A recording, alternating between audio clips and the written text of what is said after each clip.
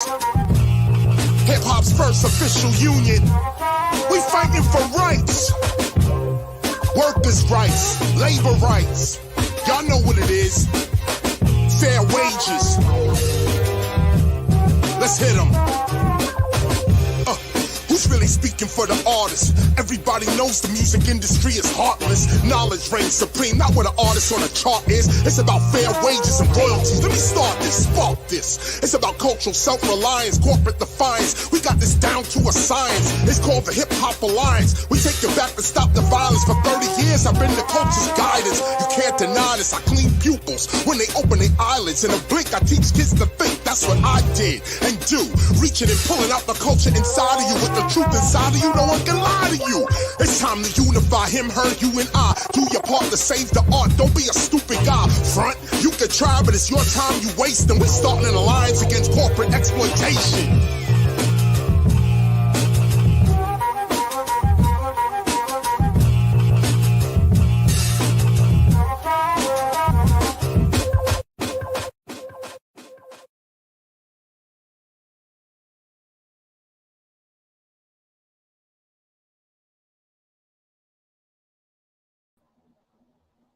Yo.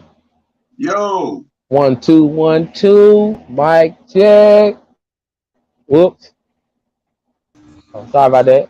Yo. Hey, what happened? Yo, wait a minute. I wasn't talking about t-shirts in Paris. What happened? Hey. Yo. Man. Seven Brim. You know what I'm saying? Yo, what's going on, fellas? You know what I'm saying? What's up? We back. We back. We back. We back. We back. We back. We back. We back. You know what I'm saying? Shout out to everybody. The platform is Fullblast Radio. This is FCW. Fullblast Comics and Wrestling. We are the hosts. I am always Kush24 on IG. You know, y'all, you know. I am Spade from Spade Anonymous Comics. And our brother. I'm OG Green Lantern on there. OG Green Lantern. On Instagram. You know what I'm saying? We back. Sending out love to everyone. You know what I'm saying? You know what I'm saying? With personal business, everybody had to handle, and now we got some free time and getting back in order, getting the schedule back right. So we want to send a shout out to everyone that's able to tune in, pop out. What's up, Seven Realms? I see you in there. You know what I mean? And you know, comics and wrestling comics, whatever one you want first. You know, we are who we are. Sending much love to everybody. Thank you for tuning in. Please share or leave a comment. You know what I mean? And so we can get other people in here, and we like to hear y'all opinions and facts and whatever too. So please don't be scared to speak in the chat and say what's up or whatever. So, gentlemen, how y'all doing, man? I'm doing great, guys. I had a nurse visit today, you know, and I'm like 98% recovered, man. I just want to tell you guys that I don't have to wear my bandage no more. I don't gotta wear the brace no more. Like, and it just feels great. Feels great, man. Like, I hated being laid up like that, but 98%, man. They think I'll be 100% by the end of this month. So okay. I'm doing amazing. I'm doing fantastic. Good. Okay. Good. How you doing, Spade? Oh man, I'm getting better bit by bit. Last week had some personal issues too, and so I was like, yeah, I couldn't make the show. The week before was funny. I was supposed to go, which a lot of people cooks know, but I didn't tell a lot of people like I was going to go wrestle in middle part of Alabama here. So it's about a 2.5 hour drive from where I live. Long story short, I get down there. My man ain't even got me on the card, man. So I was like, he's like, dude, I forgot you were coming. I mean, how you forget I was coming in? You the one that called me.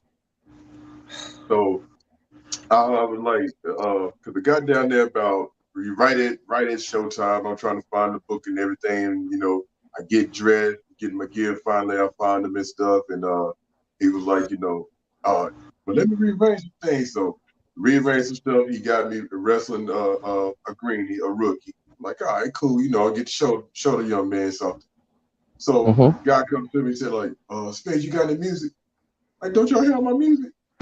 He said, well, we got a new laptop, so everything's downloaded on it. Okay, Oh what you got? man.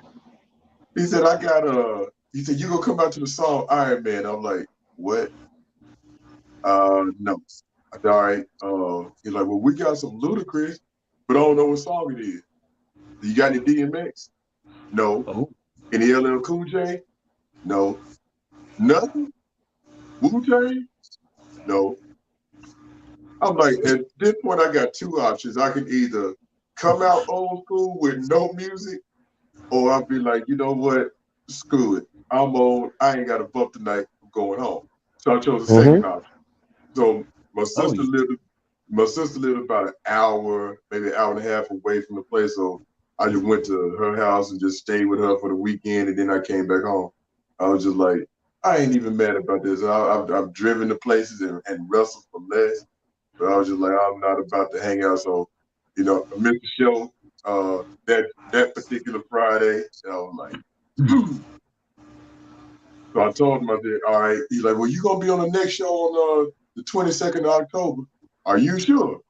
Yeah, I messaged him this week. Are you sure? Yeah, man, I'm putting the flyer up now. Oh, okay. Well, Hey, now it's gonna be like Bobby Lashley and dominate your ass. hey, at least you got to kick it with your sister. You know what I mean? And Yeah. hey, that's. You know what I mean, it would have sucked if she would have been out of state or something, and then you would have just been like, "Dang, I just gonna go home all mad." You know? Yeah, Yeah. can't win for lose. Exactly. So yeah, that's what's been going on. But other than that, man, I'm all good. Cook, what about you? You good? Yeah, man. Well, you know, I kind of went through my own little mess. You know, had to find another new place to stay. You know what I'm saying? I was staying with my sister. You know what I mean? And we just wasn't compatible as we thought we was. You know what I'm saying? She was going through some personal issues in her life, and you know what I mean? I was just trying to help her bounce back. At the same time, you know, I was trying to bounce back too, but you can only help certain folks so much till, you know, they got to realize, like, yo, you know what I'm saying? Oh, you helping me. Oh, you helping me. Oh, man, you know what I'm saying? I got to get a moment to help you back. You know what I'm saying? So, all in all, you know what I'm saying? I didn't leave her. I left, but I didn't leave her without doing my part. You know what I mean? So now the place I'm staying at now, you know what I'm saying? I have a whole lot more freedom financial wise. So now I can really build myself back where I was a while back. You know what I mean? So as far as that, you know, just trying to get better at this craft right here, man, and just steady trying to see it positive, you know what I mean, and just keep on moving, you know. That's all you can do. Yep. So that's pretty much where I'm at with it, you know. All right. But anyway, So now we have checked up on each other, man. Like, let's shoot. jump on. Let's get back to our regular schedule, having fun in this So program and stuff, because life gets stressful sometimes, and we come here to get away from all that shit. yeah, right. So let's Hey, do it then. it's Well, it's cool. first, It's cool that you guys both your things started out kind of bummed out and negative, but ended up positive, right? I feel bad. Mine was just all positive. Now I feel guilty for feeling fantastic the nah, entire nah, time. nah, nah. Don't feel guilty nowhere. Nah, nah, ain't no guilty nowhere. Shoot. Man, I should have said, "Oh man, some dude kicked my dog. My bike got a flat tire, but I won $100 playing lotto." You Oh, alright? man. Ain't nothing wrong with you. You alright? Ain't nothing wrong. You alright? That's what's So up, though, man. Like, we will kind of bet, like, you know, between 50 and 80%. And OG is batting 1,000. So I'm like, yeah, that works. shoot. So shoot. Where you want to start there, Spade? Shoot, we could look here. Since it's three of us, and you know, AEW got trios titles, we gonna start in the ring, man, because we're gonna have to challenge Death Triangle for them titles. Oh, okay. I guess I'll be the manager. I imagine you jumping in the ring too. What you I'm talking gonna be Hey, about? manager. I'm gonna be manager and wrestler. I'm gonna be manager and wrestler. So when you, I'm gonna be the manager when you win it, but when you get whooped, I'm gonna be the wrestler. you're gonna be like Alex then. Huh? Oh man. What you say? You're Say, Doji. you're gonna be like Alex, the guy that comes Hold out with on. Penta and Ray. You know what I mean? Yeah, yeah, Yeah, yeah. yeah. Ain't that something? uh, uh, so, what is your thoughts on the trios titles, man? What you think about that actually? Because it's kind of new for me. Maybe it ain't a new thing, but it's new for me. You know what I mean? So what's y'all thoughts on that the trios championships and the teams we got? Well, for me, it's a throwback because OG, you can attest to this. Watching wrestling for a long time ago, NWA had 6-man tag team titles before. Yep. And so, like with AEW bringing trios titles like that, like I said, that to me that honors that tradition. It also at the same point in time, it's kind of like that because I mean it can be this out of here you gonna be manager and wrestler. Get him, sis. I can do it. I can do it. Oh, man. But at the same point in time, it's like it can be good and it can be bad because you don't want too many titles to oversaturate and not get shine off of one. But at the same point in time, having trios titles like that means like, all right, I can get a 3-man crew, whether it is us hanging out backstage, and being close friends and then becoming like they're carrying that over on screen, I should say, or Mhm. somebody having a faction and be like, all right, well, we ain't got nothing to do. Neither none of us are challenging for the world title. Blah blah. Let's go after these. So I feel Hmm. like it balances out. It gives people definitely gives them something to do and something to shoot for. And at the same point in time, you kind of risk oversaturation. But I dig it. Okay. What about you, OG? I well, I like it like a lot because of what Spade had said about the old six man titles. But like, because you guys know because we talk off camera and stuff. I watch a lot of Mexican wrestling. Okay, and Hmm. in AAA they have trios titles. You know what I Hmm. mean? They have mixed tag title. Like they have belts down there. I'm waiting to see up here. And plus both you guys know too. Like I like the Fabulous Freebirds, man. You know what I'm saying? Like I Yeah. love that. That it's just like New Day. New Day isn't two people; it's three people. Hmm. You know, Hmm.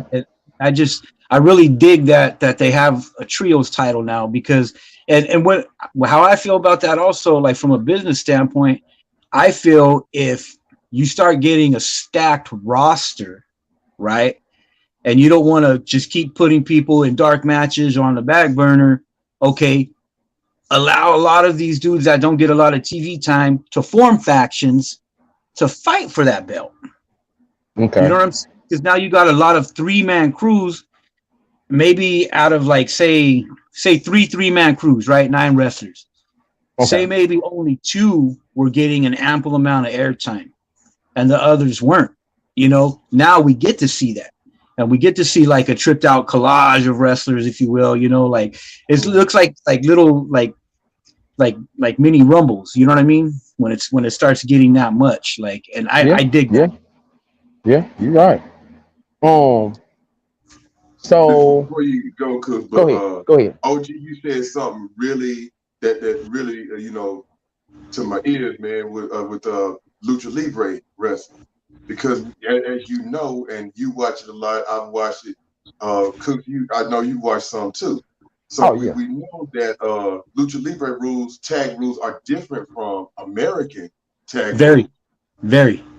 and having a trios title like that, that is very good. That right there, the way Lucha Libre does with trios titles, it's like hand in hand, just like that, man. Because I mean, you don't have to necessarily tag your opponent in. You come in, boom, boom, boom, might Yep. do a Hmm. spot, somebody powder out, The next guy come in, so the action is still going. So I'm like, that right there really would make help trios titles, boost those. At the same point in time, just like you said, OG, people not getting enough airtime. Now here you go. True.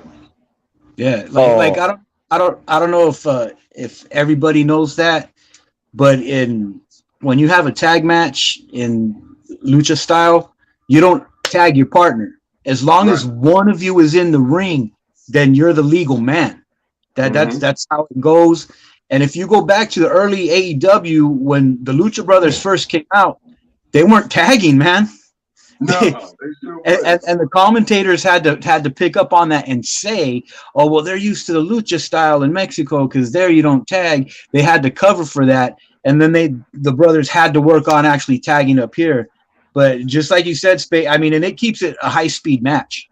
I mean, it's amazing because you don't, like I said, you don't tag your partner. Like, if you go out of the ring, your partner comes in, he's the legal man. Like, it's crazy. It's crazy. Mm-hmm. I definitely like it. I like it because it gives another factor in the match. I didn't think about the Freebirds. I should have, but that's like pretty much the baby of it. You know what I'm saying? Like that's where it was born. You know what I'm saying? 3-man crew. You know what I'm saying? Every now and then, you know, the Four Horsemen would lose one and they would run. They would still be the four, though, even though it was 3 of them because of whatever reason, injury or, you know, Ric Flair chilling at Space Mountain or whatever. Like, you know what I'm saying? Like, and I kind of forgot about it. Then, low key, NWO brought it back, Hall and Nash and Hogan. But it really wasn't known as a trio. It was just faction. You know what I mean? Right. And then AEW brought like OG said, the Luchas, they've been. You know what I'm saying? So now AEW, they doing it, and they picked some of they most hyped to rock the show. You know what I'm saying? And just like you're saying, non-stop action. Like that when Megan then won them belts, that was a good match. Like I was like boom, boom, boom, wait, and they flipping, they doing the Bucks flipping everywhere and all this, and Hangman getting killed. Like I'm like, dang man, like this was good. You know, the belts they look great. You know what I'm saying? I'm just hoping that it don't get watered down because remember. A lot of folks got in trouble after that pay-per-view. Yep. So it's like, okay, y'all done showed us what it's about and how good it can be, but now everybody got in trouble. So now what we gonna do? You know what I'm saying? So, but as far as the actual action, it's jumping. I love it. Like I'm satisfied. I like it. Good deal. Just hope it don't get watered down, and I hope that who's don't try to copy it. You know what I'm saying? So we did have the Shield. They're gonna come up with a 4-man belt. Watch. That just ain't gonna work. Hey, check this out. What if a group comes in AEW? What if a group comes out and they're like New Day, right? Right. But there's 4 of them. As far as they win the trios title, but they have that extra guy. Like the New Day, you know what I'm saying? How New Day could have, the tag belts, but you don't know what 2 you're going to wrestle. What if a group comes out and you don't know what 3 you're going to wrestle? And I don't mean for that to be a constant thing. You know what I mean? Because like it only worked with the Freebirds. It only works with New Day. You know what I mean? Like you got to be that something real special for that gimmick to work. You know what I mean? Like you got to be extremely over for that to work. Right. I can see them doing that. I can see them doing that because of people always looking for what's new, what hasn't been done and what has been done in a long time that we can put our own twist on. So I can see potentially that being done in AEW. Okay. I have one. I would like to drop down on y'all. I would like to know what are y'all thoughts on Soraya and if I'm saying, I hope I'm saying her name right, Soraya, the old, for people that know, the old page. Page. How far do you think her and AEW will go? To me, man, that's a hard one, bro. Because if you just look at when that company first started, AEW, to now, Mm-hmm. right? How you got people like Britt Baker and and Hangman. You got people that were there from the beginning, man, and they're still there, right? But then Right. during the course, you got a bunch of people that came from WWE. It seemed like and this is, just people say this all the time. It seemed like Vince was purposely doing that to flood their roster. You know, Hmm. um, I don't know if I believe that. Like that's just something I've always heard. But then you got all of a sudden you got a bunch of WWE people, stars coming into AEW that are known and that are welcome and that have an amazing fan base still. You Mm-hmm. know, but then you look at the people like Alistair or Malachi Black. Right. You know what I mean? And I'm a big fan of that dude. Like away from the ring, he's an incredible human being. Like straight out, man. I never Uh, knew that. I never knew that. I've heard that. he he uh he told a story one time. I'm just gonna say this real quick. He had a Okay. friend that was either gay or bi. I don't remember. And some people were harassing his friend, so he went out and he fought like a bunch of people over this because that's Wow. just he didn't win the fight. Like straight out, he says it. Like he got jumped and he got his ass beat. But them guys felt him too. You know what I'm saying? Like he's just a guy that who will always stand up for the underdog, for the little person in life, like away I from the love ring. that. He's just an incredible anti-bully, anti-race, anti-anything bad. Is that guy, like straight out? I mean, Mhm. it's hard for me to hate him, no matter if they make his character a heel or whatever, because I know how wonderful he is. But Uh-huh. I mean, you got people like him, bro. I got off subject that were big stars in WWE. They were on a climb. They go to AEW, and at first, when we see someone that we are familiar with, oh, dope! They got John Moxley. They got you know what I mean? Oh, this is awesome. This is awesome. But then it seems like they start climbing AEW, and then they just kind of and just you know what I mean? Like Yeah. it, it's just as far as like Soraya Page, like I'm a fan of Paige. You know what I mean? Like Mm-hmm. I think she's dope and all that. But it's like, and then same thing too. How you guys know I feel about line jumpers, man. Like, there's a lot of things in it. Like, I think she'll do well. I don't think she'll like.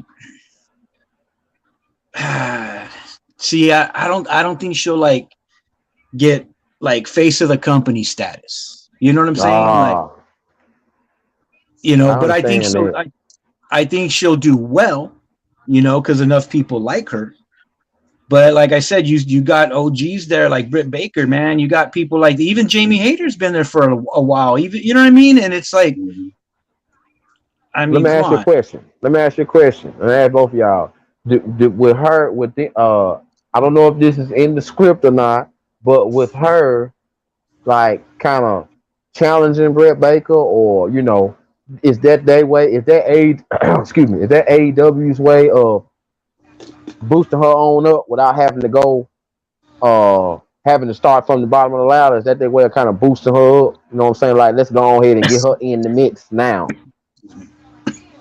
I think it's like going back to OG's point, Jimmy, to answer your question. I would say, yeah, it is kind of their way. Like he was saying, you get a lot of people that might have got lost in the shuffle in WWE that come to AEW, and it's like when a kid gets a new toy. They play with this toy, blah blah. After about Yes. 5-10 minutes or so, a couple of days, that toy going over here, they either play with something else or they want something else new, and it's that same cycle that keeps going. You get a lot of people come in with fanfare, but they get lost in the shuffle, whether that's too big of a roster or not enough airtime on their shows or whatever. They come in, people are excited to see him because they're thinking of all the matches of Britt Baker versus, Saraya. Like Samoa Joe and Wardlow teaming up or whatever. And then it's like after a while you hardly see these people. So at the same point in time, it's like I can see Saraya making a big splash, but after that, it's like the wave's just gonna kind of dissipate, and that's gonna be it. They're like, then what? That's a good point. Because I know that I remember the times that she probably felt like she could come back, but they were still scared of the injury that she didn't heal from. You know what I mean? And with all the things going on right now, it wouldn't look good on that other company to put her out there with risking her injury again. You know what I'm saying? Just like what happened with the Miami Dolphins quarterback. You know what I mean? He took a hit. And he didn't look right. He took another hit. He looked even worse. And now this 23-year-old, they telling him, that's it. You don't need to play football ever again. You know what I'm saying? Tua from Alabama. You know what I mean? So it's like, same with her. When I remember watching that little film when she got kicked in the back and how she was, how she just couldn't, she couldn't stand, you know what I mean? And that was like, even though it was a clip, that was scary. I was like, damn, man, she got messed up for real, And then when she came to the ring, said her piece, then her documentary kind of came out. Then she came back to play just a position, you know what I mean? And then she left again, or they made her leave again. And now she over here. So I'm like, okay, I would like to see her do her thing, and they got the right person to go with because Britt Baker ain't gonna let up. You know what I mean? So I'm just wondering, if she lose against Britt Baker, how far will she go? And if she win, how far will they let her? How far will they take her? If she lose, it's gonna hurt her. If she win, it's where do you go from here? Because I know even though Britt Baker's not the women's world champion now, she's always going to be a top contender for that belt. Right. And it's like, okay, well, where do you go from here? Are you going to be like, are they going to have her? Because, Toni Storm is the interim women's champion now. So if she beats Britt, would she go after that title? Would she go after Jade Cargill's title?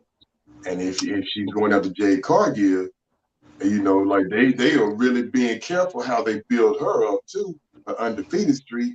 And it's like you're looking for somebody to end that, but if Saraya does end it, that could hurt both of them. Man. Yeah. So interesting. I guess we're gonna have to see because I didn't get to watch Dynamite. Which one? Dynamite or Rampage come on Wednesday? It's Dynamite, ain't it? Yeah. Okay, Dynamite. Rampage is the Friday show. Okay, so I guess we're gonna see where they gonna take, how far they gonna take us, and where they gonna take her to. Because I am interested, with her making her debut. And I know just her making the debut ain't it. Like I know they ain't gonna make a debut like that for her to get on the mic and start talking. So it's gonna be interesting to see. But let me ask y'all this. Before the year's over with, do y'all think that she'll have a title? Or a microphone commentate? I would say, I'm going to go out on them, say probably the microphone before having a title. Okay. What about you, OG?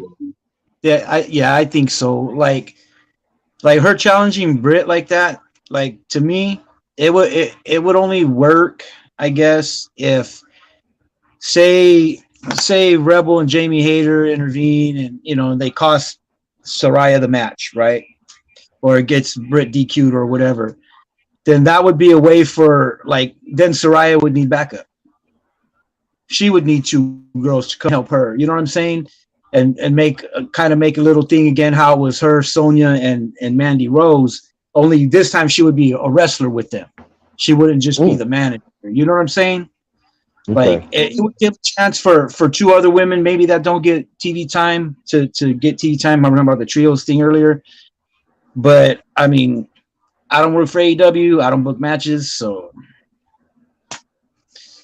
you know. You might not, but I think some of the things that you can come up with are better than what they produce. Yeah, you And it's right. not And me being a hater. Like, I love AEW, but some of the stuff I'm like, Yeah. where the hell are y'all going with this? Mm-hmm. and that's a good way to segue into it. AEW drama. AEW drama. Oh man. Oh man. So it's like it won't stop. I have not kept up with some of it because that CM Punk thing really kind of that bugged me because I was a fan. And then just hearing him say some of the stuff he said, I know why he's saying it. I feel why he's saying it, but it's like, yo, them guys back here work hard too. One interview, you talking about the talent. I want to be here to help the talent get better. Then the next interview, you say, draw off my back. And I'm like, okay. And then I'm looking at Tony Khan's face, and his eyes is doing all kind of shakes and sides. You know what I'm saying? And then that go blow by. We got Andrade. Excuse me. We got yeah, that's right, Andrade. And I didn't even know it was no beef like that back there. You know what I'm saying? And him and Sammy. And then they were supposed to have a match, but it got canceled. Ain't mistaken because somebody got in trouble. What's up, Power?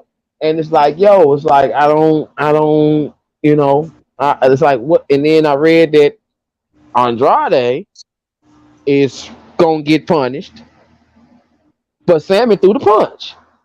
Then I go on Twitter and see them talking shit to each other, and I'm talking about they talking real shit.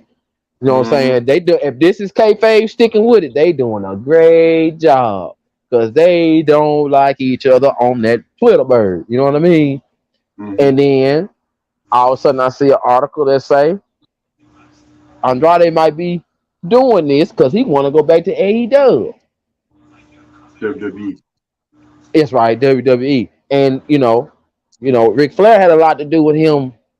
Making moves. With his last match. So what's y'all thoughts on just the drama? Because there's more, but like that right there so far, the story. Hey, to me, AEW needs to do whatever they can to clean their own house. You know what I'm saying? And keep as much of this behind the scenes nonsense. Keep it quiet, man. Don't leak nothing like this. Like, to me, that makes you look bad to other companies, man. Like, I'm a real like protective and territorial person just in general. And I don't like it if I'm with a group of people or something and someone acts a fool, because it's like, hey man, now you make me look bad. You know what I mean? Like, they need to, like, stop this as best they can. I know it's easier said than done. Tony Khan just can't come down and say, hey, knock it off, you guys, and everything's cool. But they Mm-hmm. need to do what they can to keep this stuff like to themselves, man. Like, that's just me, how I feel about it. Because like I said, it makes them look bad to other promotions, man. Like, it does. Like, you guys can't even get along backstage with each other. And it's not just like two guys that don't like each other. It's like groups of people, man. Like, it's like there's a bunch of like friction back there, and there shouldn't be. I mean, True. that's just how I feel, bro. Like, how do you feel about it, Spade? Power. Before you go, Spade, can you answer that question for Power?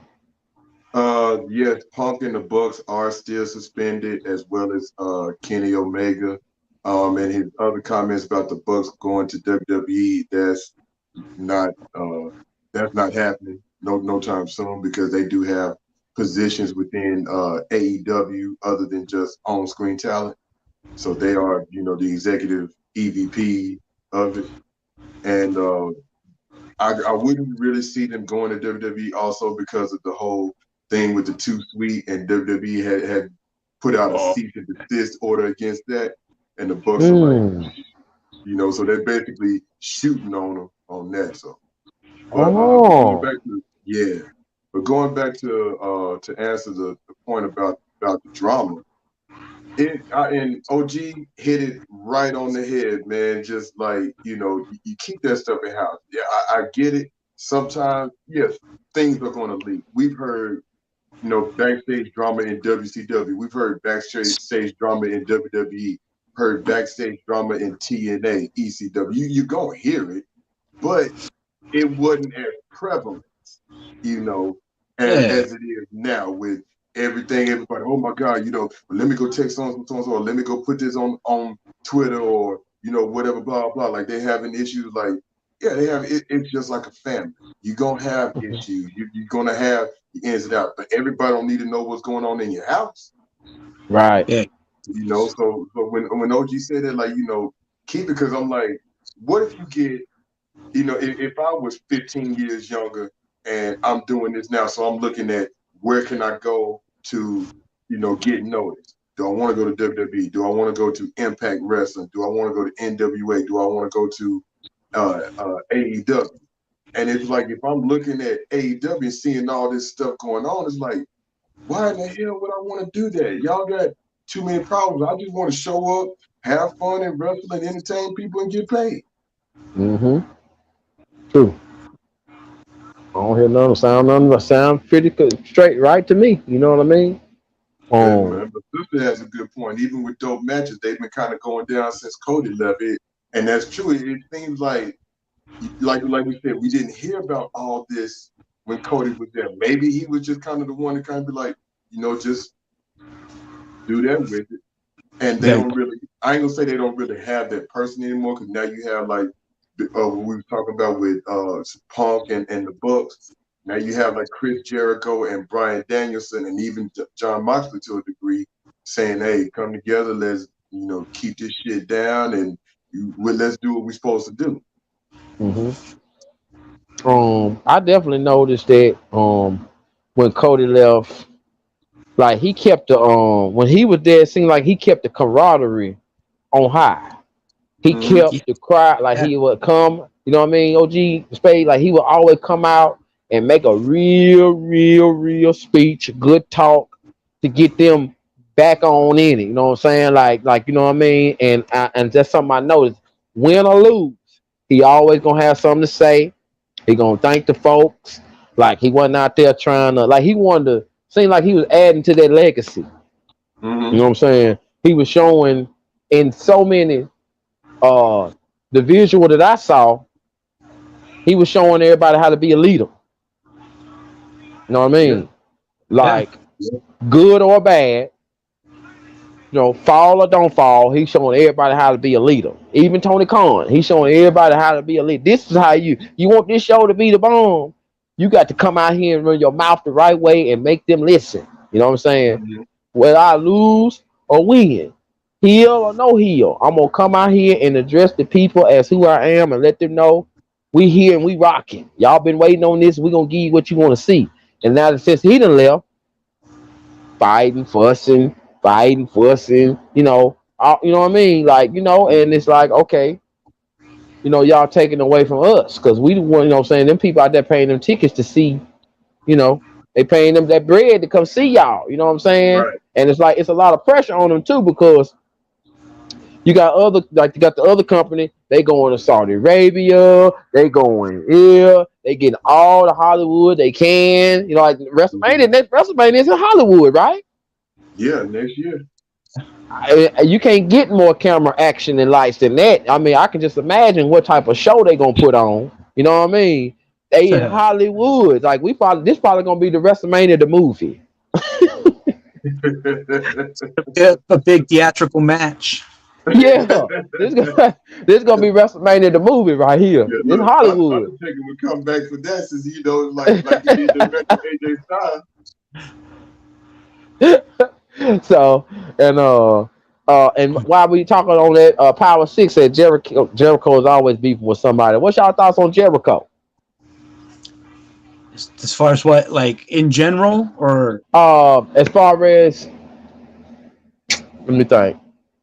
We already know Jericho's a great, Jericho. He good, he got his history and his legacy. But he brought back Lionheart last time I watched him wrestle. You know what I'm saying? He brought back Lionheart. You know what I mean? That right there, the Lionheart, right? You know what I'm saying? Lionheart was my boy. I like Lionheart. So it's like, you know what I'm saying, for what he do in wrestling, you know what I'm saying? Like, I know he famous because I was watching a TV show series and dude was singing his song on that series. So Jericho, they know Jericho out there. So as far as AEW, like how much, in y'all opinion, how much is he needed? You know what I'm saying? Like is he that? Is he, you know what I mean? Is like he the one that put the flag in the ground? You know what I mean? I'll keep it going. The old school dude that can give people advice, or the old school dude that'll be like, well, if you ain't got it, get out of my face. You better go learn it. You know what I mean?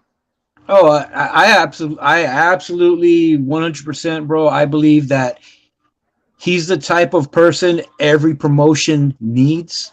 As far as Mm-hmm. backstage, if people are beefing, he'll do everything he can to break it up. If someone's out of line, he'll call them out to the parking lot. He's a tough Yeah. motherfucker.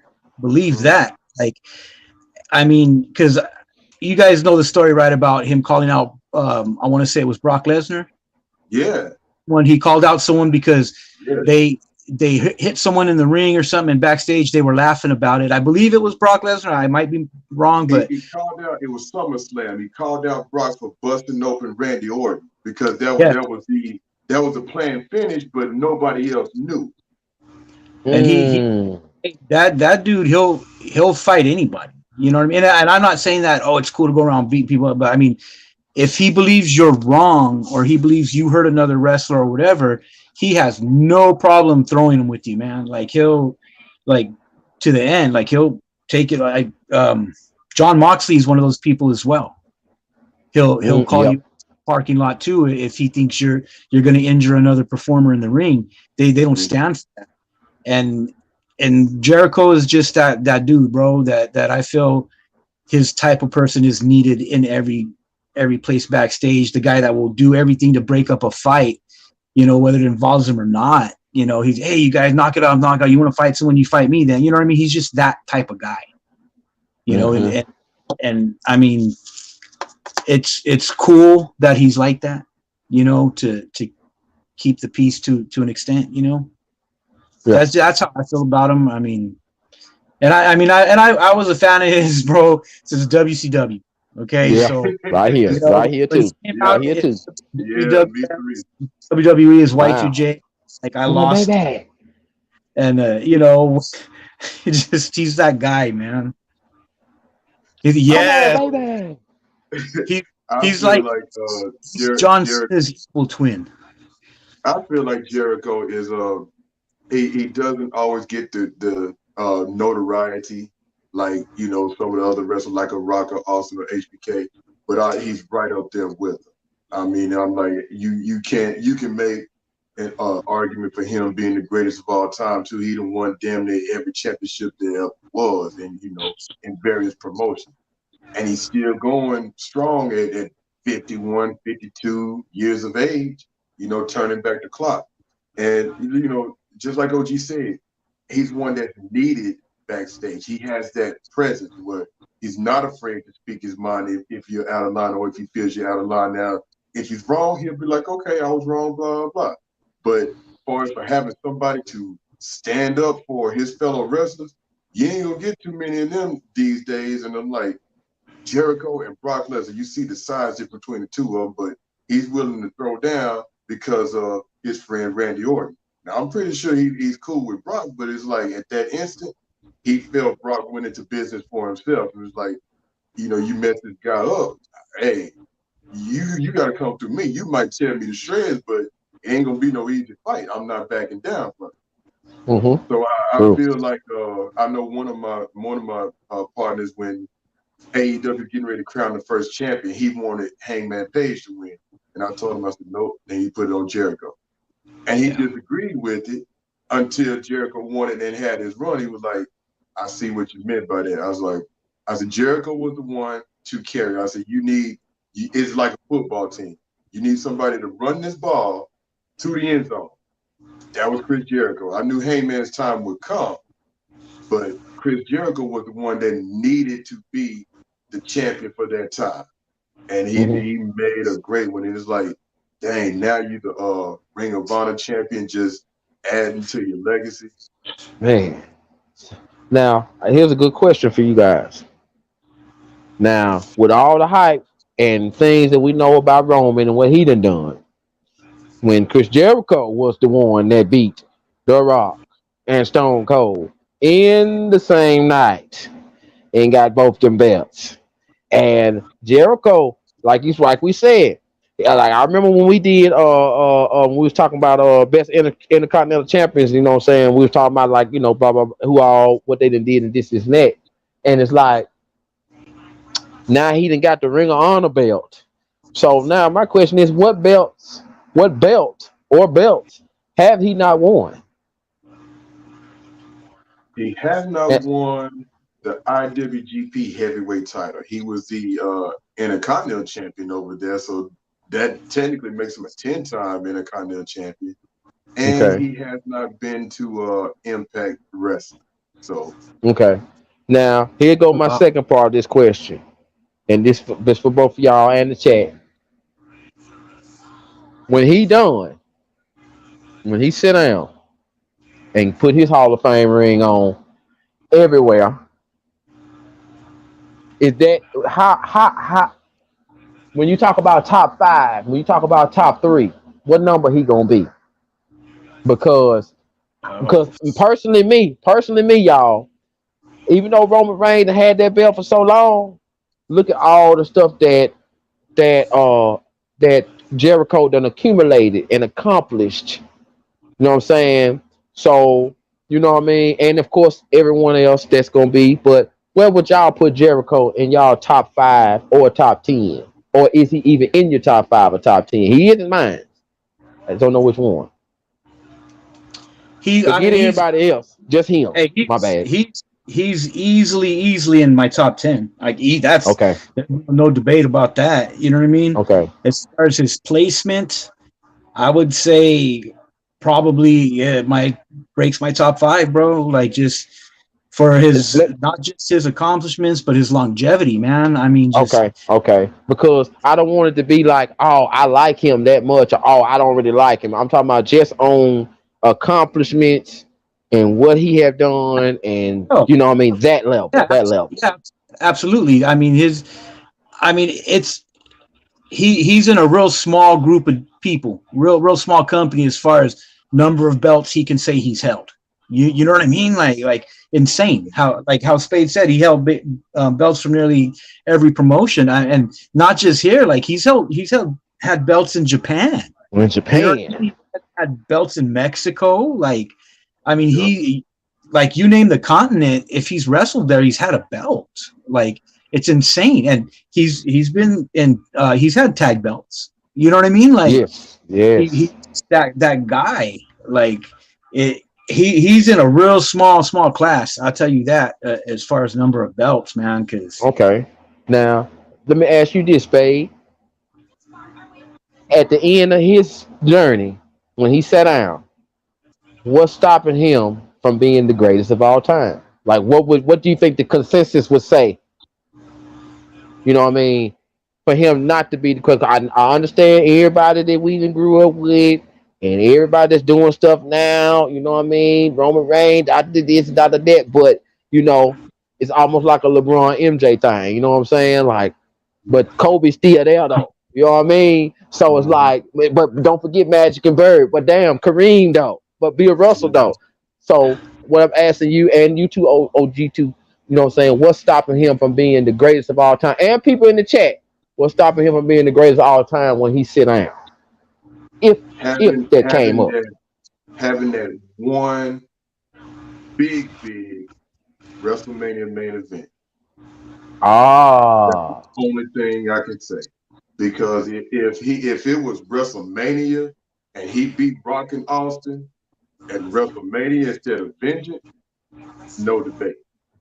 yeah, I don't think there's any debate there.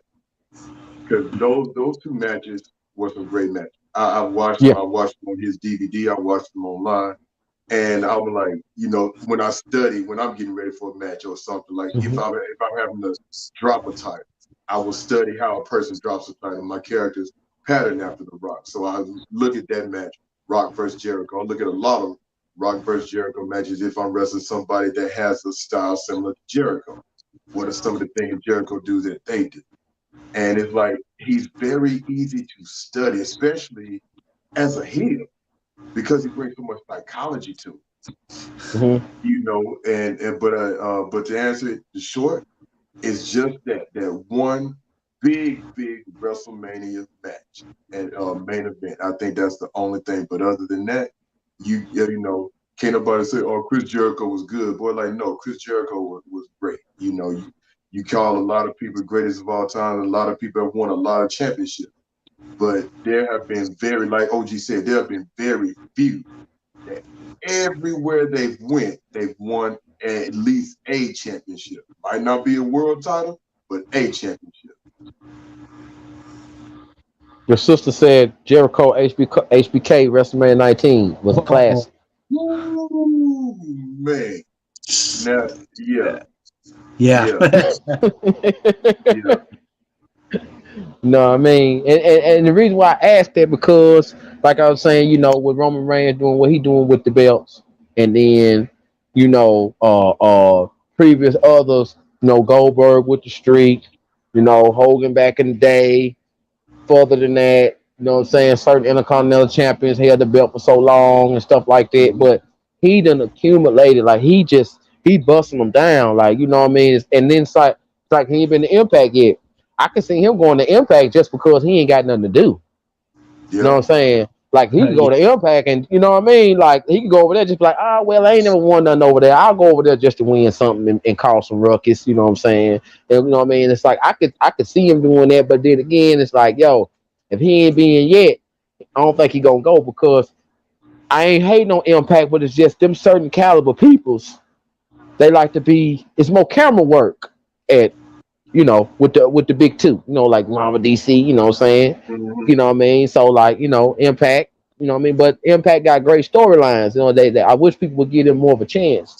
But that's basically what I just want to ask y'all what y'all thought about that, because that's something that I've been thinking about. You know, it's like when something else when the new thing happened, the old thing get pushed to the side.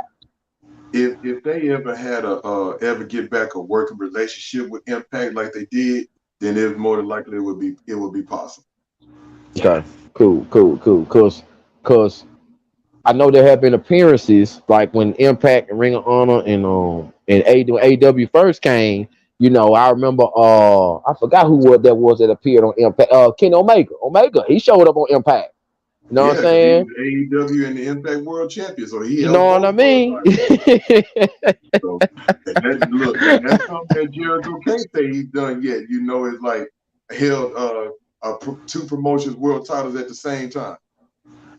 True. Unless you count the, you know, the undisputed title, but that was, you know, WCW bought, so that's that little asterisk there. So yeah. Okay. All right. I would like to and you know what I'm saying, one of y'all got one y'all want to drop? Topic y'all want to drop? Real quick, since it's the first Friday, I want to do one more fantasy matchup. Okay. And I thought about this one for a long time. And one of them that I'm like, man, take 1992 versus now, Ron Simmons and Bobby Lashley. Ooh. Ooh. OG face just lit up. OG was like, ooh, yeah, I saw you. Ooh. So yeah, that's my fantasy matchup. I was like, dang, man, I'm sitting there thinking like, who really would win this? Like, wow, I stuck myself on. I'm like, I cannot pick a winner. So either one of y'all got any suggestions? Or anybody in the chat got any suggestions? If I had to book that, it'd be a double count out or something, man. Because I can't. You know what I mean? They would just be brawling outside and get counted out or something, man. I mean, God, man, I'm such a fan of both of them, and they're both just like tough guys and God, evenly matched. Like that's just and I mean it's easy for a person to say, oh, Ron Simmons because he got that mean streak, you know, because you know, and I'm like a lot of people, I like Bobby Lashley better as a face. You know what I'm saying? That's me. But when he's a heel, he's got that mean streak too, man. Like so vicious. Yeah. Man, a match like that, like whoa, like you talking about Ron Simmons with the dry Jerry curl, ain't you? Yeah, man. When Ron Simmons when he was world champion, because he was very agile back then, man. He could just like Bobby could run, he could jump, could throw a drop kick, and I'm sitting there like, but you like you said, you got unmatched power and unmatched power. What's gonna cancel the other one out? And I'm like, what's that term? Unstoppable versus unmovable. Yeah, How it go? an immovable object. Yeah. What happens when an unstoppable force hits an immovable object? One of them is wrong. That's what happens. Like one of them was not what it seemed to be. Like it seemed like, golly, like when it comes power versus power, you got old man strength versus young man strength, and old man strength more experience than young man strength. You know what I'm saying? Cause you know what I'm saying? You know what I'm saying? Old man strength gonna be in the back and get you on up. Young man strength don't be sweating trying to push you on. You know what I mean? So it's like, damn, like, man, like, wow, that was a great one, man. Like, I just like, I give it to Lashley by a stroke because I feel like he's just a little more agility. He has just a little more agility than Ron Simmons. Just a little more. Just I'm talking about like because he will take a risk and jump over the rope and knock the cage down. You know what I'm saying? Like something like that. You know what I mean? But a good old fashioned wrestling match, man, Lord have mercy. Like,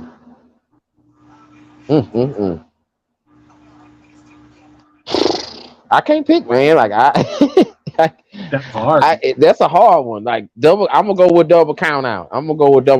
It's gonna be a no hold. But what if it was a no hold barred match, last man standing match, most pinfall match? I don't know. It's just gonna be whoever would want it more. Power said, how would Ron deal with Lashley Spears? Spine buster. Yeah. Oh man.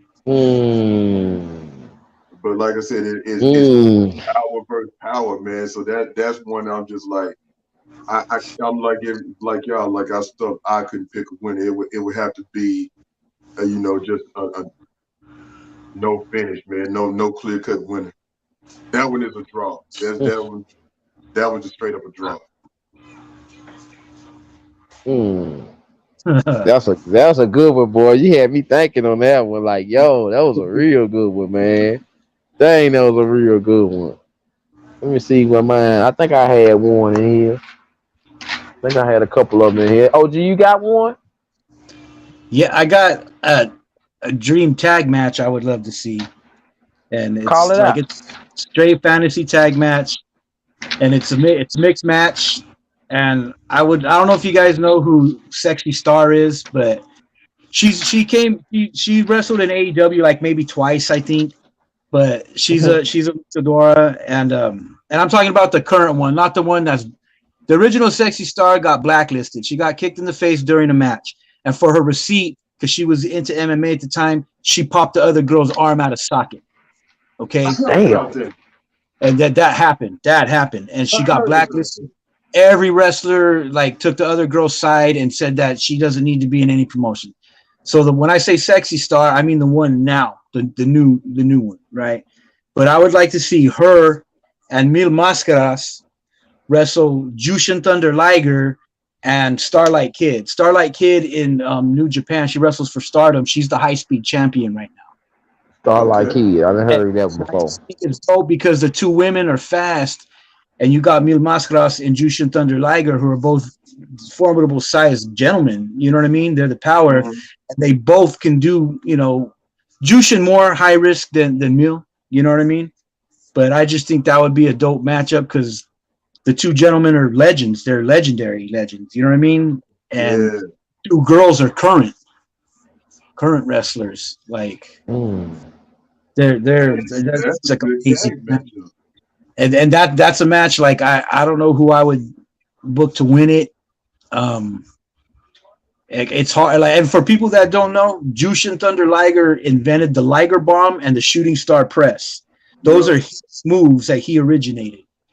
You know, and I always think I would say it like this, though, G. If I'm in Japan, I'm booking Liger's team to win, and if I'm in Mexico, Mil Masculine's team to win.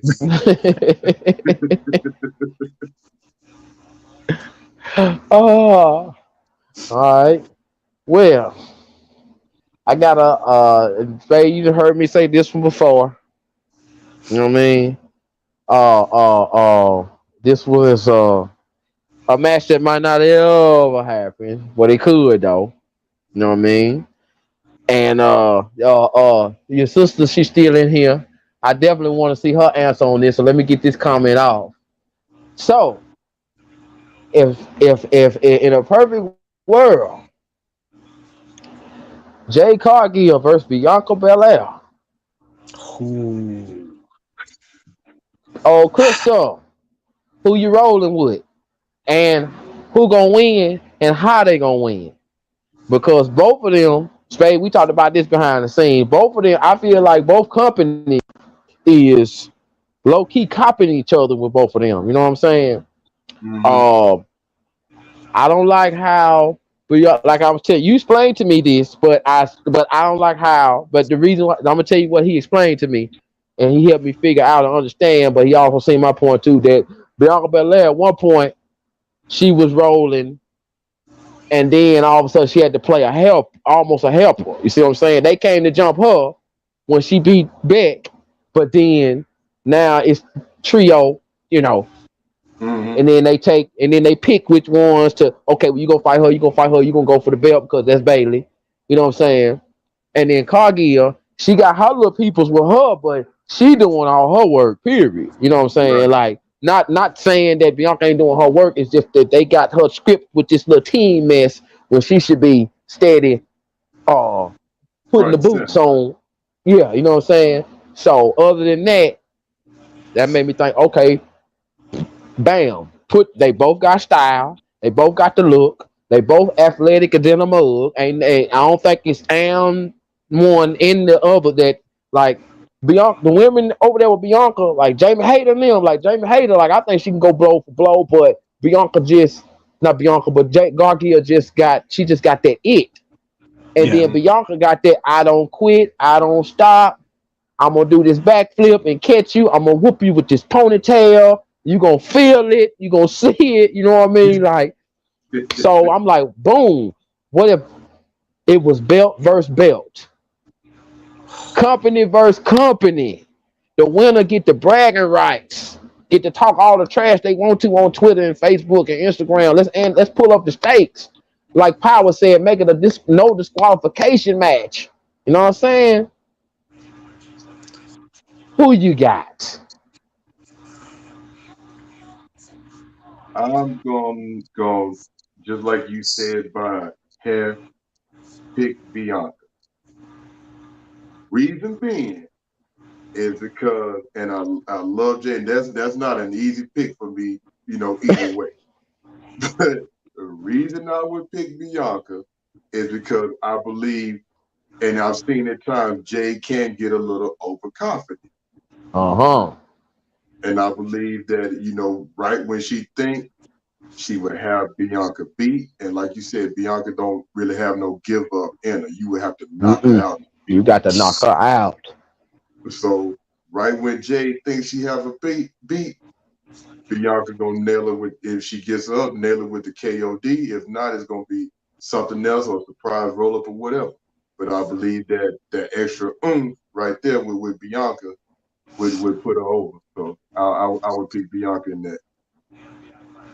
yeah. OG? I would pick Bianca because for the simple fact because Jade's a heel, you know, and I like both of them a lot, man, a lot. I've obviously liked Bianca longer because you know what I mean. She's been on TV longer, but I like them both pretty much equally. But I would go with Bianca because Jade being a bad guy, right? And she doesn't have to cheat to win or nothing like that. She's just a heel because she is. You know what I mean? Her character's a heel. Mm-hmm. But I think that it would be like how Spade said, she would get Bianca down to almost beating her. And all Bianca has to do is pull that toughness out, man, and show her like, oh, you want to act like that? Well, I can act like that. And that would wow people because we're used to her being you know what I mean? And for her to pull out that extra grit, man, and just like, because she's strong as hell, man. There's certain people I trip out on when they lift weights and stuff. You know what I mean? And she's one of the most powerful women I've seen work out, like in WWE, like her, Dana, Charlotte. I mean, it's insane the amount of weight they lift. Like insane. Like they're stuff dudes couldn't do. You know what I mean? And she's just that powerful. Like, and I'm not saying Jade isn't. Jade is powerful as hell too.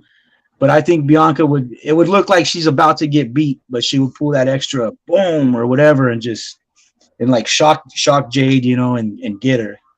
Mm-hmm. But like, I mean, it wouldn't be easy, you know what I mean? Because that's an insane match, bro. that's a crazy match. It very well can go the other way, just like OG said. I mean, I got two scenarios, and both y'all right. Both y'all right with Bianca. I feel like if Jay was to win, it'll be that she'll catch Bianca off guard with that ponytail.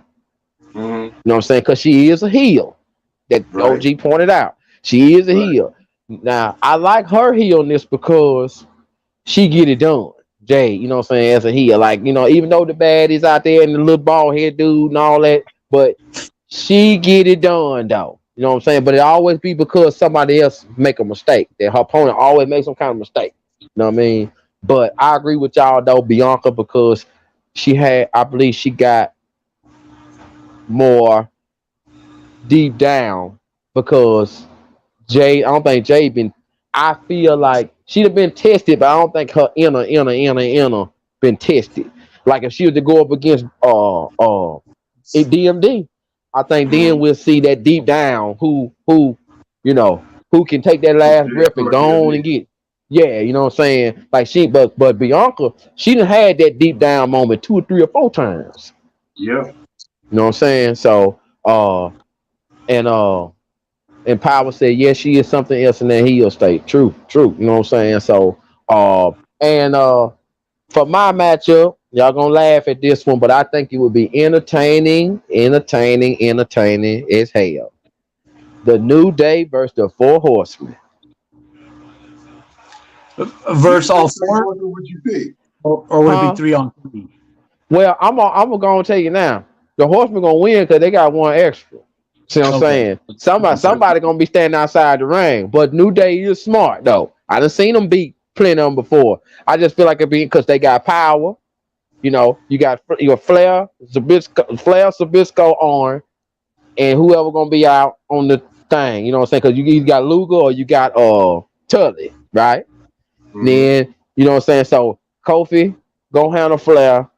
You already know who gonna handle Arn. And then gonna handle either Sabisco or it's gonna have to be Sabisco. You see what I'm saying? So I'm like, yo, you know what I'm saying? I feel like it would be real entertaining because you know the Horsemen, how they do, and Flair gonna get to run his mouth, and then you know Arn next. Sabisco gonna have what he's gonna say, and then you know New Day, how they gonna do and how they gonna act and play and throw pancakes and box of cereal and all that. And I just feel like it would be a straight just action match of, you know, back and forth doing this. You know, each person got their own personality versus different personality. You know what I'm saying? I mean, I can see New Day pissing off Arn Anderson. And I can see Ric Flair slapping all of them across their chest and doing the woo. You know what I'm saying? I can see Zabisco and what's the other name? Not Apollo, but what his name? You know what I'm talking about? Woo, Xavier. I can see them two, you know, going move for move because, you know, Xavier good with the little moves, you know what I'm saying? And then Flair and Kofi, I can just see Kofi coming off their rope and Flair chopping the skin off his chest, you know what I'm saying? Like, I feel like it would be funny. You know what I'm saying? So, and then Third Eye. What up, Third Eye? He said New Day will probably bring Jay Lethal to troll Ric Flair. You see what I'm saying? Like, we could make it interesting. I would say, and Crystal got a good point. She said this Yeah, has to be I'm putting it up there. Whoops. So yeah, I would say like if it's the original, like which is Arn Tully, Barry Windham, Ric Flair, or Ole Anderson.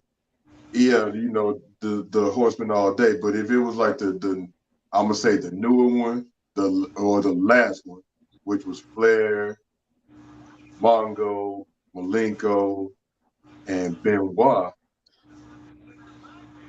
I don't know. Maybe the Horsemen get them in too. See what I'm saying? It's like you have a lot of technical expertise on the Horseman side, and you got more practicality on the New Day side. But there's people, like you said, people underestimated the New Day. They are 11-time tag team champions. Man. So it's like, shoot, you keep on underestimating, they keep winning titles. That's an easy 5-star match. Like, no matter like the outcome, because you would have the New Day being funny and clowning around, and then you would have the Horsemen being all serious and old school, and not liking their antics and whatever. And it would be so entertaining to see them pissing off the Horsemen in that fashion. Yeah. The one advantage that the Horsemen have above anybody, man, is they have the dirtiest player in the game. Yeah. And come on, Flair would low blow New Day. He would do. I mean, hit him with something. He would do something like that. Because New Day, they're not known as heels, even though they were heels when they first came out. But New Day, they're so babyface. You know what I mean? They don't resort to cheap tactics or low blows because they don't have to. See, I mean, but I mean that's just hard because they're so good too. I mean, man, I got. Let me ask you this, OG, because I got this from you. And I want to hear your point on it too, Spade, and then we're gonna get to Crystal. She put a good thing up here. Remember, OG, when you told me about when we were talking about all those actually entertainment versus wrestling, right? The wrestling and the entertainment. Would this be a perfect example of a 51-49 match? Yeah, absolutely. Okay. Yes. Okay. Absolutely. Because I mean, you have the entertainment from both sides, more so from New Day, and then you got the wrestling from both sides, but a little more so Horsemen. You know what I mean? Because they'd be more technical in the ring and stuff, and New Day would be doing funny stuff and high flying, and all that. That's perfect example. Hey, if not a 50-50, you know what I mean? Like that's a close one to call right there, bro. Yeah. Because the reason why I put that together because I thought about it. Each one of everybody in the ring had their own solo career. So they got their own mind, their own thing, this own brand, own sayings and quotes. Now you got the Horsemen together. We'll go with the original since it looked better. And then you got the New Day, and it's like you got aerial, you got ground, you got power. They got what's the word I'm looking for? Showmanship, power, technical. You know what I mean? And both of them brands has been all in the air. Like ain't now one of them got no bad like what I'm called when they music come on, the crowd go wild. Yeah, both absolutely. Of them. So absolutely. You know what I mean? So and Crystal said add the Usos with New Day versus the Horsemen, and then we have a match. Oh, then 5-star, we got a 6-star match then. Hey, look, I'm putting that one in War Games, man. War Games or Hell in the Cell? War Games. That one got to be War Games. Yeah, War Games, man. That would be crazy. Yeah, I'm about to go try to find that damn WWE 22 game so we make that shit happen, man. Hey, have either of you got yet, or are you planning to get Fight Forever, the AEW game? It comes out. I want to say December 31st. I don't It's think gonna come about out. it. I'm planning on it because I'm gonna definitely check it out. RES TNA game back in the day, so I might as well get this. That would be crazy. That would be crazy. Oh, so, oh man, I turned my page. Any other fantasy matchups, y'all? Before we go on to the next, that you would like to throw out there? I'm gonna save mine, but You OG, save? you got any more? Any You know more? what? Yeah. Okay. And both of these gentlemen, obviously in their prime, okay, because I feel they were both a little ahead of their time, right?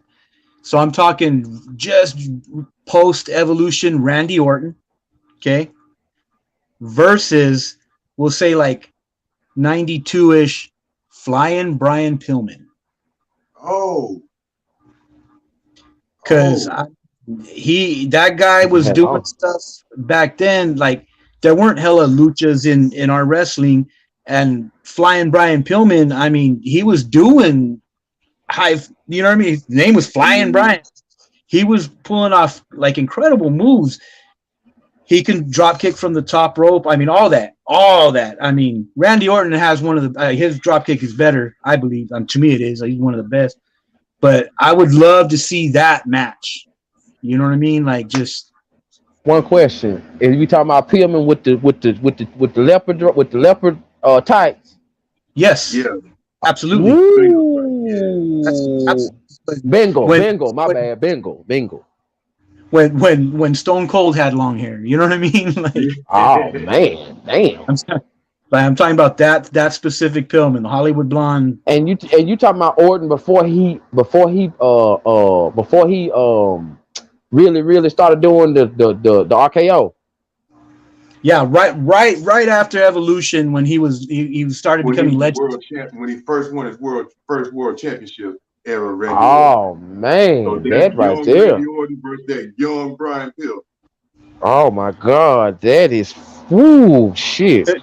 Neither one of them have like weird gimmicks. Neither one of them, you know what I mean? They're pure wrestlers. Like, I mean, Pillman, like the ultimate face, you know what I mean? Orton, ultimate heel. You know why it's so hard for me to pick? Because both of them have that extra gear. Yeah, absolutely. And you know what I mean? And both of them can go crazy and make the eyes get big and do all that. I'm like, dang, man, I don't know. Damn, boy, that's a good one. If I was almost, I'm shoot. Because I'm looking at it like now, pardon the pun, OG, I'm looking at the evolution of both of them. Now I know we talk about that specific, time frame, young Randy Orton versus young Brian Pillman. Yeah. And at that juncture, I'm like, I might have to give the nod to Pillman. I thought so. Yeah. I'm thinking Pillman too. And just at that point, 1992-ish Brian Pillman versus 2004-ish Randy Orton, I would probably have to give that to Pillman, man. Hey, he was just hard to put down back then. Now, if it was that Pillman versus the Viper, I'm going Viper. Viper, okay. I'm going Viper. I'm going Viper then. And then I'm like, okay, I'm gonna say the more established Randy Orton and the Four Horsemen, loose cannon Brian Pillman. Yeah. So I think either way you take either one of them from any of them eras, no matter what, you're gonna have a damn near 5-star match. Exactly. I mean, they're both incredible. I mean, to still even go back and watch their matches now, man. What was it? Saturday? Was it Saturday night? WCW Saturday night main event. Yeah, WCW Saturday night. Yeah, like going watching like that era and seeing Pillman and stuff like that. I mean, and he's just doing stuff that people weren't really, hella people weren't doing that at that time. Mm-hmm. I mean, you could look at him now and go, oh, they so-and-so does that and so-and-so does that and stuff. Okay, but we're talking 1992. Right. No one else was doing that. Like, because things were innovative back then. And for anybody in that's watching now, if you have the WWE Network or even here on YouTube, like go watch some old Brian Pillman stuff. I'm like, and watch that dude work, and he could freaking work. Yeah, you know what? That's something that got me. I was like, okay, from what I remember, when you're talking about the square circle, not just his aerial. I know he'll jump off that rope anytime with that fine press, but like his that in squared, like it's like he could work. Like he was a good worker. Yeah. In the square, you know what I mean? I ain't talking about just elbow drag and all that. Like he could work. When Orton seemed like it was always, if he wasn't getting beat up, he was getting beat up, and then he'll work his way back, or he would be whooping, and then go down. But with Pillman at that time when wrestling was more, more wrestling and entertainment, in that square circle, he could get down. Like he could take punishment and he could give it. You know what I mean? He had old school style too. Yeah, he had a good idea of ring psychology, and I think that's what give him the nod over Orton. I ain't saying Orton ain't got it, because I'm like, again, third generation wrestler. You had your grandfather, your uncle, your father in this business, so all of them taught you. I just think with Brian, certain stuff might have just clicked a little bit before Orton did. And I think that's the reason why I would pick him over. And I'm like, again, at the same time, just like my sister said, that's not an easy pick, because I'm like, at the same point in time, he could go anywhere else. It's just like you said, Coop, Brian coming off the top of that flying press, or needs to dodge it, or he looks at him like, where can I catch it? Boom, RKO out of nowhere. Man, I can see that too, man. I can see that too. And he gonna be flipping when he hit that. If he hit that, because he can sell. Brian Pillman's a good seller too. Oh yeah. He hit that. He might roll out the ring because he smart too. Pillman was smart too. He gonna roll out the ring. That's what he gonna do. He just put all that hair. Yeah, he gonna roll out the ring. Third, I got a question for you, Spade. Okay. Hulk Hogan was overrated. Very much so. Yeah. Now, you know what I'm saying? Now, my question to that is, even though we say that, what we fit now, because of what we know and what we done seen and heard, it's all documented. But at the time, we wasn't feeling like that. So now, are we now seeing what was, over our eyes, or is it just that he just messed up? Because if he hadn't have messed up, would we still, think like that? Like if he hadn't have said what he said and did what he done, and he'd have just been just a complete, what y'all think? OG, go ahead and take the first part. Take the I'm gonna take the hot tag on that, if you will. I don't feel he was overrated at the time, like you say, Cook. Like he was Hulk Hogan. Everyone was a Hulkamaniac. He told us to say our prayers, take our vitamins, all that stuff, and he was just a larger than life superhero to a lot of people. And I mean, and that was his character, and it just so happens that as time went on and internet and everything else, seeing how he really is away from the ring, it's like, oh man, that I won't say at the time he was overrated, because we were kids, you know what I mean? Like, but looking back at it now, as I look back at it now, and I remember like my neighbor, her dad liked Hulk Hogan. I mean, I knew plenty of adults that liked him, whether they had kids or not. Just people that were into wrestling liked him. He was the mirror image of Ric Flair, or the opposite of Ric Flair. Right.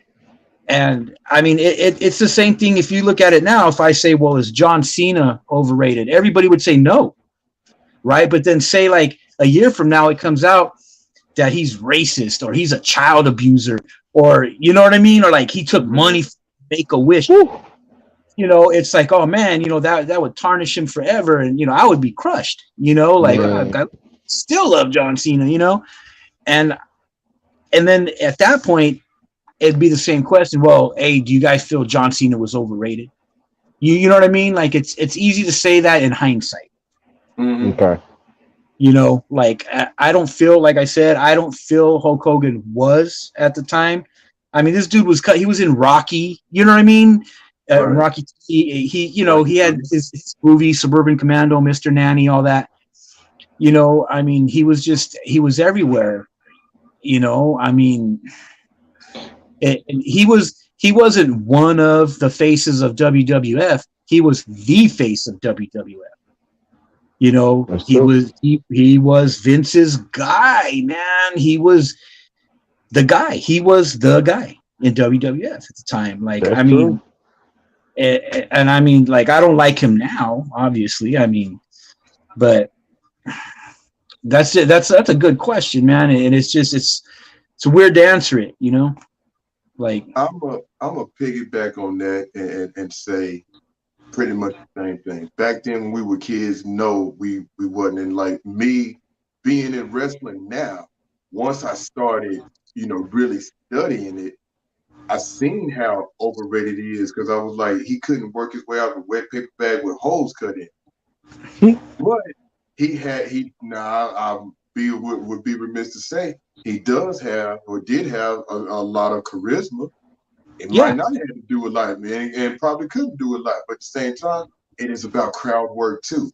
Getting the crowd to respond to you, whether you get them to cheer you, whether you get them to boo you. So he did have that crowd work. I will say that. But again, like when I broke into it and I started breaking matches down and studying, I'm like, you know, he really, the way he worked, especially in the WWF as a good guy, he worked a heel style, because it was like the heel was doing the most in the matches or whatever, and I get it, like most of the time the heel carries the match. But it's just like, man, you know, he would think about like a Royal Rumble '92 when Ric Flair won the belt, and Sid Vicious threw Hogan out, and Hogan started like crying and shit. Did he pull Sid Vicious out? And I'm like, you know, that right there, I get it for the time, but it's like looking back, it's like that was a heel move. He did a lot of heelish stuff, but we didn't know it back then. Like you said, OG, we were kids. Yeah. But Cooks, to go with your point too, because of the internet and what we know, if we didn't, maybe some of us would still hold Hogan in high esteem, maybe not. But I do know, like I've talked to people that have met him, and they say he's a dick in person. Like, you know, he will ignore somebody or whatever and blah, blah. And I'm like, I've heard a lot of backstage stories. So it's like that. You know, it's like, yeah, the internet does expose a lot, but so does word of mouth. Some people gonna tell the truth, some people not. So, but as far as for a worker perspective, definitely overrated. As far as for his place and putting wrestling on the map, I can't deny that, you know, if he wasn't D1, he definitely had a hand in it. It's like, you know, Vince McMahon was looking for that big superstar back then. There he was. You know. Okay. And for my last on the wrestling, and this is the big what if. Spade, you already remember this right here. It's perfect. I'm glad. Thank you, Pal. What you call for talking about that. What if? And OG, I'm gonna let OG. I want OG to go first on this one. People in the chat. I remember Spade we talked about it. What if there was no Hulk Hogan? Would wrestling still be? Well, everybody else still here. We got the Horsemen, we got Sting, we got the WCW, and but if Hogan never existed, if that red and gold never existed, what would wrestling be like today? It wouldn't be what it is, hands down. He I mean, like, whether you like him or not, man, he was, like I say, he was the face of that company, bro. Like, I'm not gonna say he single-handedly is responsible, but like was said, he had a hand in it, man. If he didn't never existed, I don't think WWE would be what it is. And because of that, maybe WCW would still exist, ECW, you know what I mean, bro? But would they have pushed as hard as they did? You know, because you got Hulk Hogan on this side. Okay, we got Flair, and we got whoever else on this side, right? If there's no Hulk Hogan, then these guys wouldn't have to have tried that hard. Wow. But so wow, I didn't mean to interrupt, OG. But also, like, who's to say it wouldn't have been Norman Smiley, for example? I mean, you know what I mean? Like, who's to say it wouldn't have been Roddy Piper? Who's to say it wouldn't have been, you know, anybody else? You know, like Vince could have gravitated towards someone else and try to make them the face of the company. But I mean, that's a big what if, bro. Like, I mean, to try and make someone, like, to look in hindsight, I couldn't think of any other wrestler, no matter how much I like them, that could pull off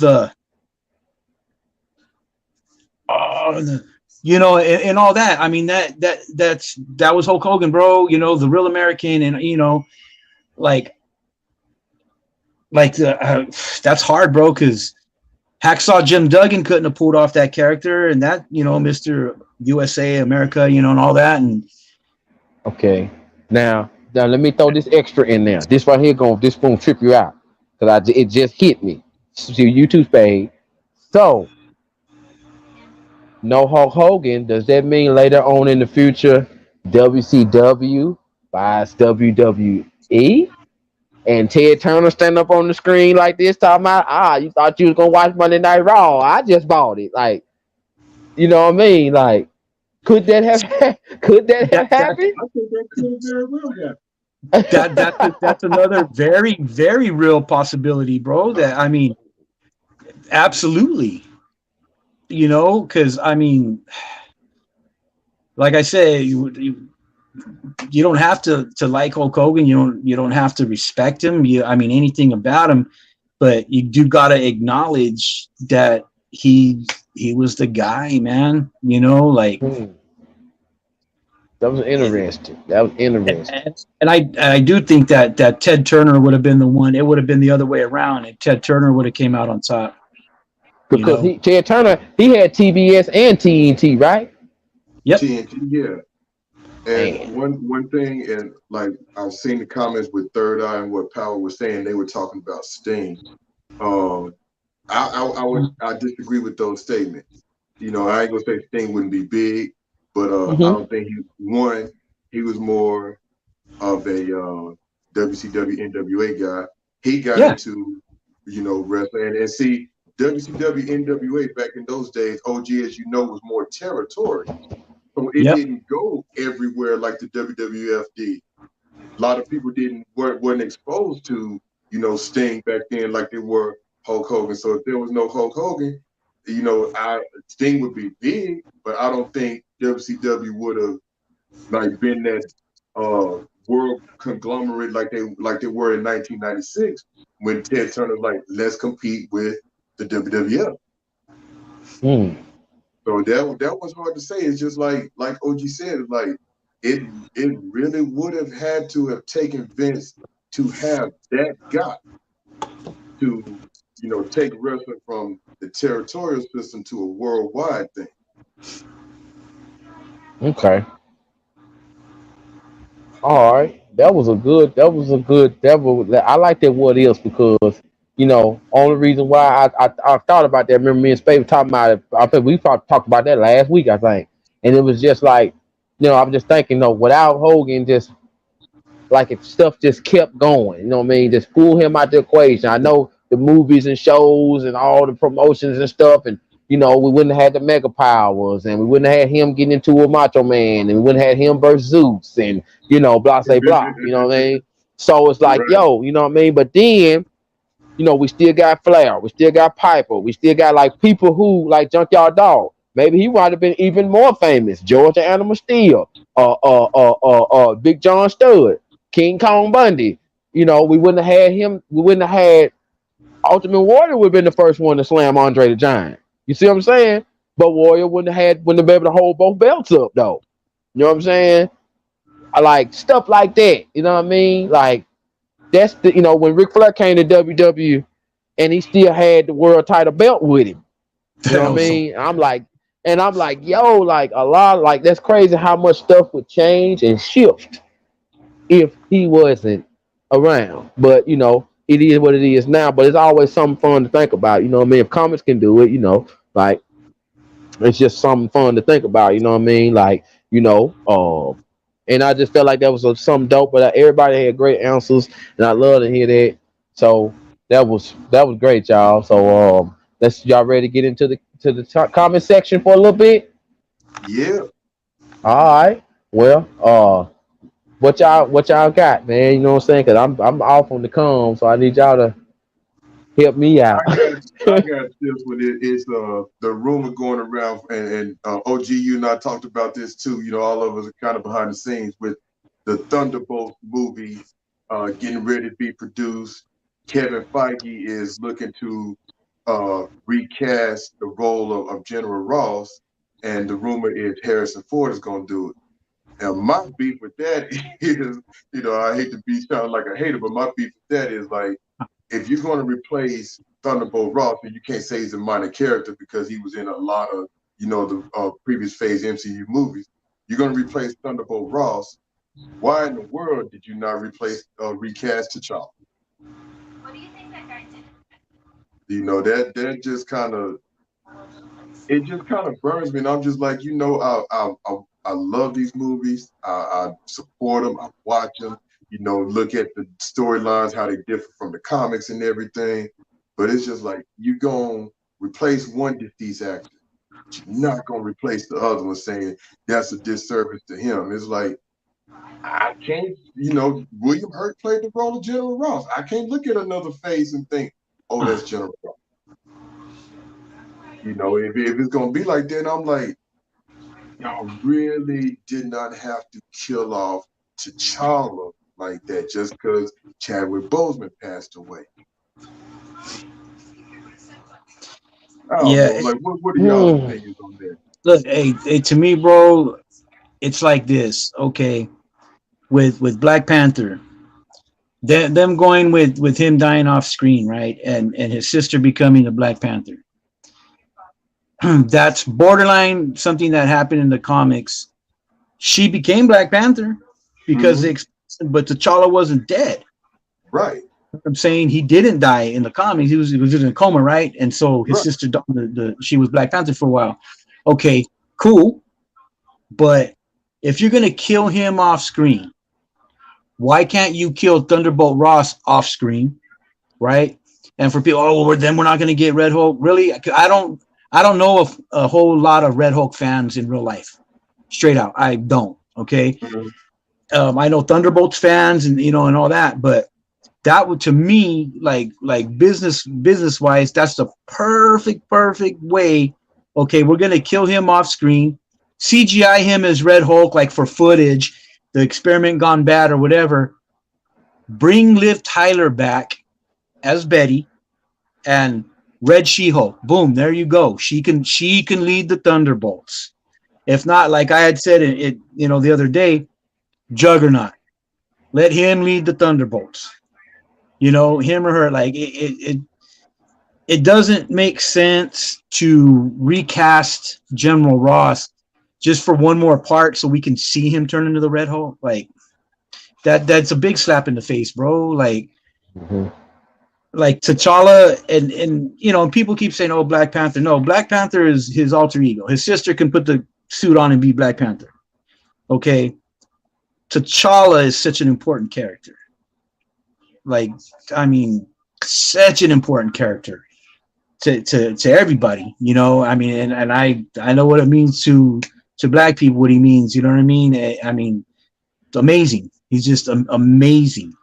And I would feel weird at first seeing someone else cast because Chadwick Boseman, but I would understand. You know, like I mean, I'll get over it. Like it's to see like how many different people have been Superman or Batman. You know, how many Right. different people have been Spider-Man. Right. You know, or well, excuse me, Peter Parker. You know what I mean? Like, I mean, come on, he's Peter Parker, dude. He puts a suit on, he's Spider-Man. Hmm.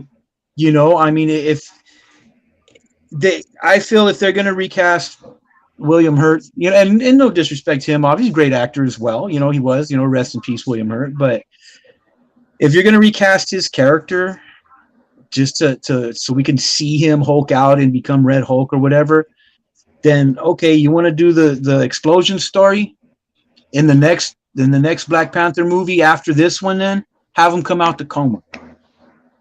You know what I mean? Like if they wanted, well, we want to do the arc where his sister is Panther. Okay, fine. Don't kill him off, man. Yeah. Don't.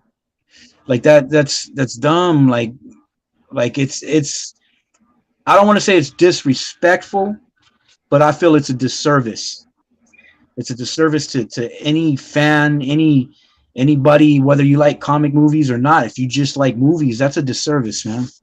You can't recast one person and not the other. Like, well, he passed away, so we're gonna write him off. Hey, William Hurt passed away. He passed away as well. It's not like he quit or his contract. He's gone. Why write him off screen, man? If you're gonna do it for T'Challa, do it for Ross. If you're gonna recast Ross, recast T'Challa. Yep. You know, and that's how I feel as a comic fan, and it's just how I feel as a human, man, as a person, like as a lover of movies and great actors and stuff. Like, you know, he's way too important of a character. He's just way too important of a character. I mean, General Ross, the White Army man. You know, there's I agree with that, OG, because it's just like like you said in the story, T'Challa was in the comics. I mean, T'Challa was in a coma. When he came out that coma, Shuri was a Black Panther. She offered to relinquish the role. He had to keep it because he went to Hell's Kitchen. He went to take Daredevil's place while Daredevil was kind of, you know, exactly out. So it's like you couldn't do that. You didn't have to kill him off. If you wanted to do something off screen, just be like, okay, well, T'Challa's in New York. You know, go with that. You don't even have to show it. Just reference it. T'Challa's in New York because he has a problem with so and so, or another superhero needed help. Whatever. You didn't have to kill him off, and that would have been like the perfect time. Like, okay, well, let's still see what happens in Wakanda. When you get to the third movie, you have time to find an actor to recast and continue T'Challa's story. His story is not over. It's not like Endgame when Iron Man died. We knew Iron Man's story was coming to a conclusion. T'Challa's story is not over. And yeah, I agree with what my sister said. Exactly, bro. Like that, for if people don't know, that's a big deal in the comics, man. T'Challa and Storm hook up, man. Like that's a big deal, man. And it was so dope. It was so dope, man. Like now we'll never get that. I gotta go let my electrician in for a minute. I'll be right back. Okay. Man, you know, I was talking with you about the script stuff and how they be doing, you know, and me being one person out of this billions and billions on this earth, like I see one thing that I saw early because I had got back into the comic book collecting, but I always feel like after Iron Man 1 is when everything started. You know what I'm saying? And it's movie wise? Yeah, like when it comes to the movies and the comics, you know what I'm saying? Okay. The main argument that I hear is they don't follow the script. So I'm like, why? I'm thinking to myself, why don't they follow the script? Go ahead. What you gonna say? When you say follow the script, you mean the actual story from the comics, right? Because that's what everybody wants, right? Okay, but see, look, I would love that, right? But what we as the fans need to understand and get through our own heads, man, is Okay, Civil War, man. You watch the movie Civil War and then read the comics, it's gonna throw you off so much that you're gonna question the movie. Why didn't they? This is great. And we gotta understand, at the time of making these movies, they did the best they could with the property they owned. They did not own mutants at the time, and mutants are a big factor in Civil War. Okay, just like with the Venom movie that Sony made with Tom Hardy. I love Tom Hardy. The Venom movie, the first Venom movie that came out, I really enjoyed it. And people were saying, "Oh man, it was real minimal, it was this and that." Well, you know what? They did the best they could with the characters they owned. They, you know what I mean? They own Venom, bro. They didn't own anyone else from Marvel at the time. Like the Spider-Verse, they didn't own Captain America or anyone else that could come in like that. You know, they did the best they could with what they had. And them like following the comics to a T. And another reason that I'm kind of glad they don't is because I've read a lot of great comic stories, and if they were just to exactly follow that on the screen, I'm already going to know how it ends. I'm going to know who dies, who saves who, and I want to be wowed. You know, that's why a lot of their stuff, like this is not a comic book. This is my notebook. But if this was a comic book, this is source material. This isn't what I'm going to copy and put on the screen. I'm going to go through this Spider-Man book. Oh, he fights a guy named so-and-so. Oh, this dude's chasing Spider-Man. Okay, I'm going to put those in my movie. I'm going to loosely follow this, but I'm not going to make it an exact representation. Some fans do want that. And if they do, hey, awesome.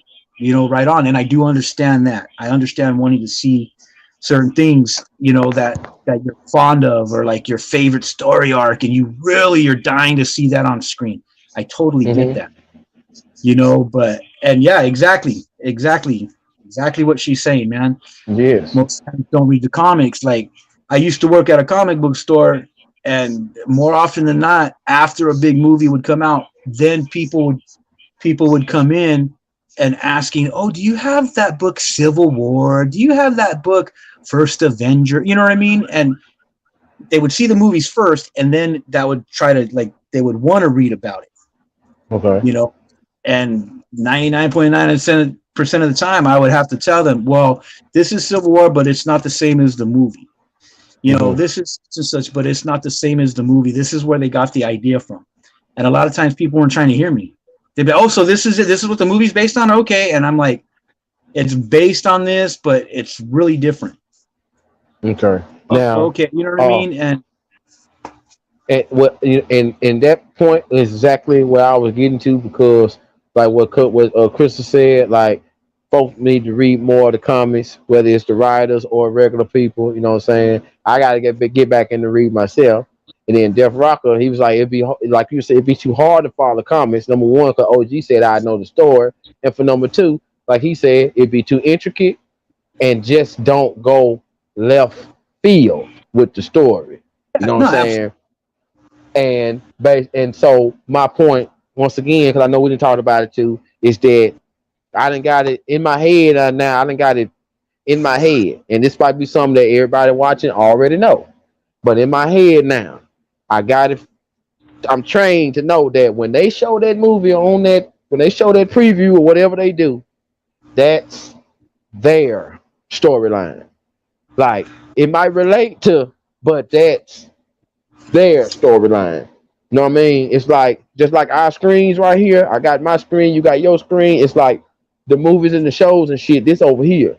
But the comic books and the books and stuff, that's on your screen. You see what I'm saying? So it's like I'm starting to not compare them, and just if it's a wax. Go ahead. Oh, I was just gonna say, this is another thing too, and you know, and I'm not like sticking up for, you know, the people who make the movies. I'm stating what I'm stating. Okay. Yeah. Another thing people need to understand as well, it wasn't until Multiverse of Madness, that's the first time that they tell Doctor Strange he's from Earth 616. Okay.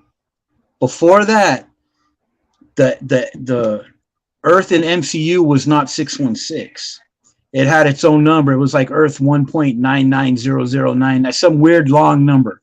And the reason I'm saying that is because if you look in the books. There's different Earths. Okay, the main Earth that we read in Marvel is 616.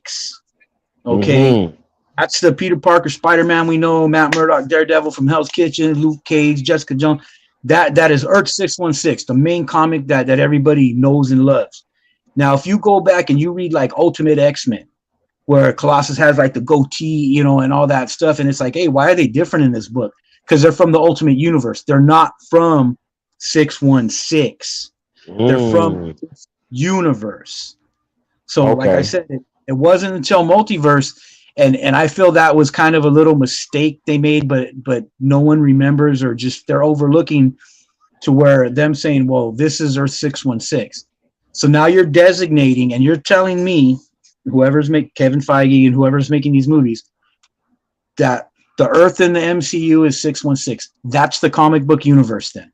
That's what you're telling me by deeming it that.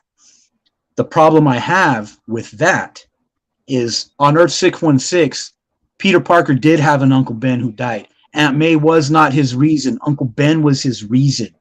Mhm. That's why Spider-Man's story with Tom Holland is kind of different. How his reason isn't Uncle Ben, it's Aunt May. You know, and it strays a little, and it was understandable because, oh, well, that's not 616 then. In that universe, Peter's desire to go on is May, not Ben. But in the comic universe, which is 616, it was Ben, not Aunt May. Okay. You know what I mean? It gets complicated, bro, and it sucks. But that's how it is. It's just in Multiverse, the Illuminati. Okay, in that universe, Monica Rambeau is Captain Marvel, not Carol Danvers. Mhm. You know, I mean, we had mutants up. We had we had Professor X, and we had Mr. Fantastic. Right. Who didn't exist in our MCU before that, because they weren't from that specific universe. I mean, and the reason I'm saying all this jargon is because, and like I said, I'm not making excuses for them. It's their way of cleaning it up, so to speak. It's their way of saying, oh, well, no, that's that. This is this universe. That's it, you know, and it's kind of like their scapegoat, so to speak, thing. You know what I mean?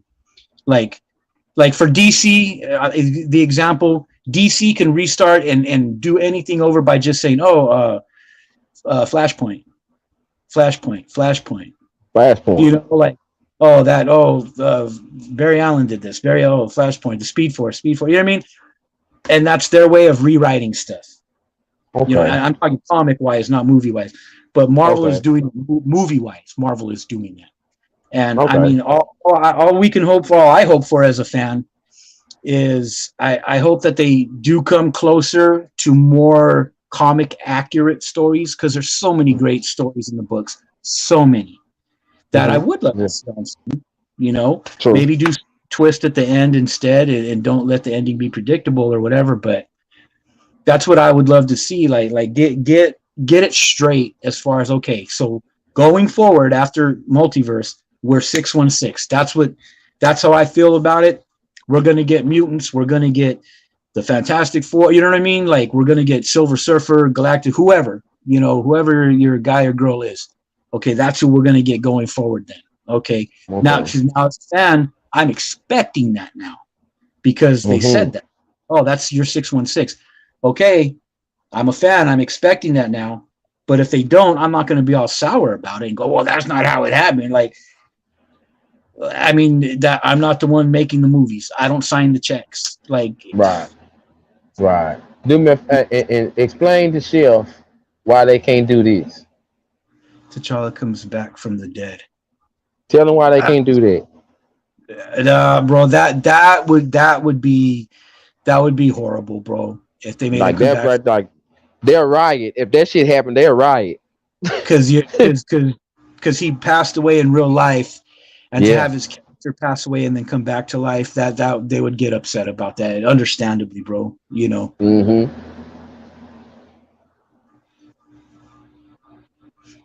And Pop said 616 is the main timeline for Marvel as Earth. It's for DC, despite Earth 2 is the original universe. Okay.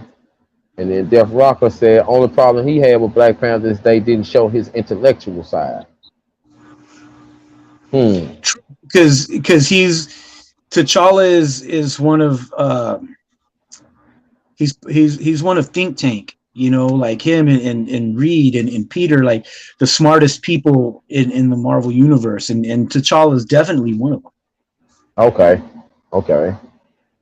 Yeah, and Crisis on Infinite Earths, that is a great story. That's a wild, like that's a good one. Like, you know what I'm saying? Like, I wish they would jump into that, but you know, you know what we got, and they, you know, from what I understand, they trying to revamp. So they showed his quiet wisdom though.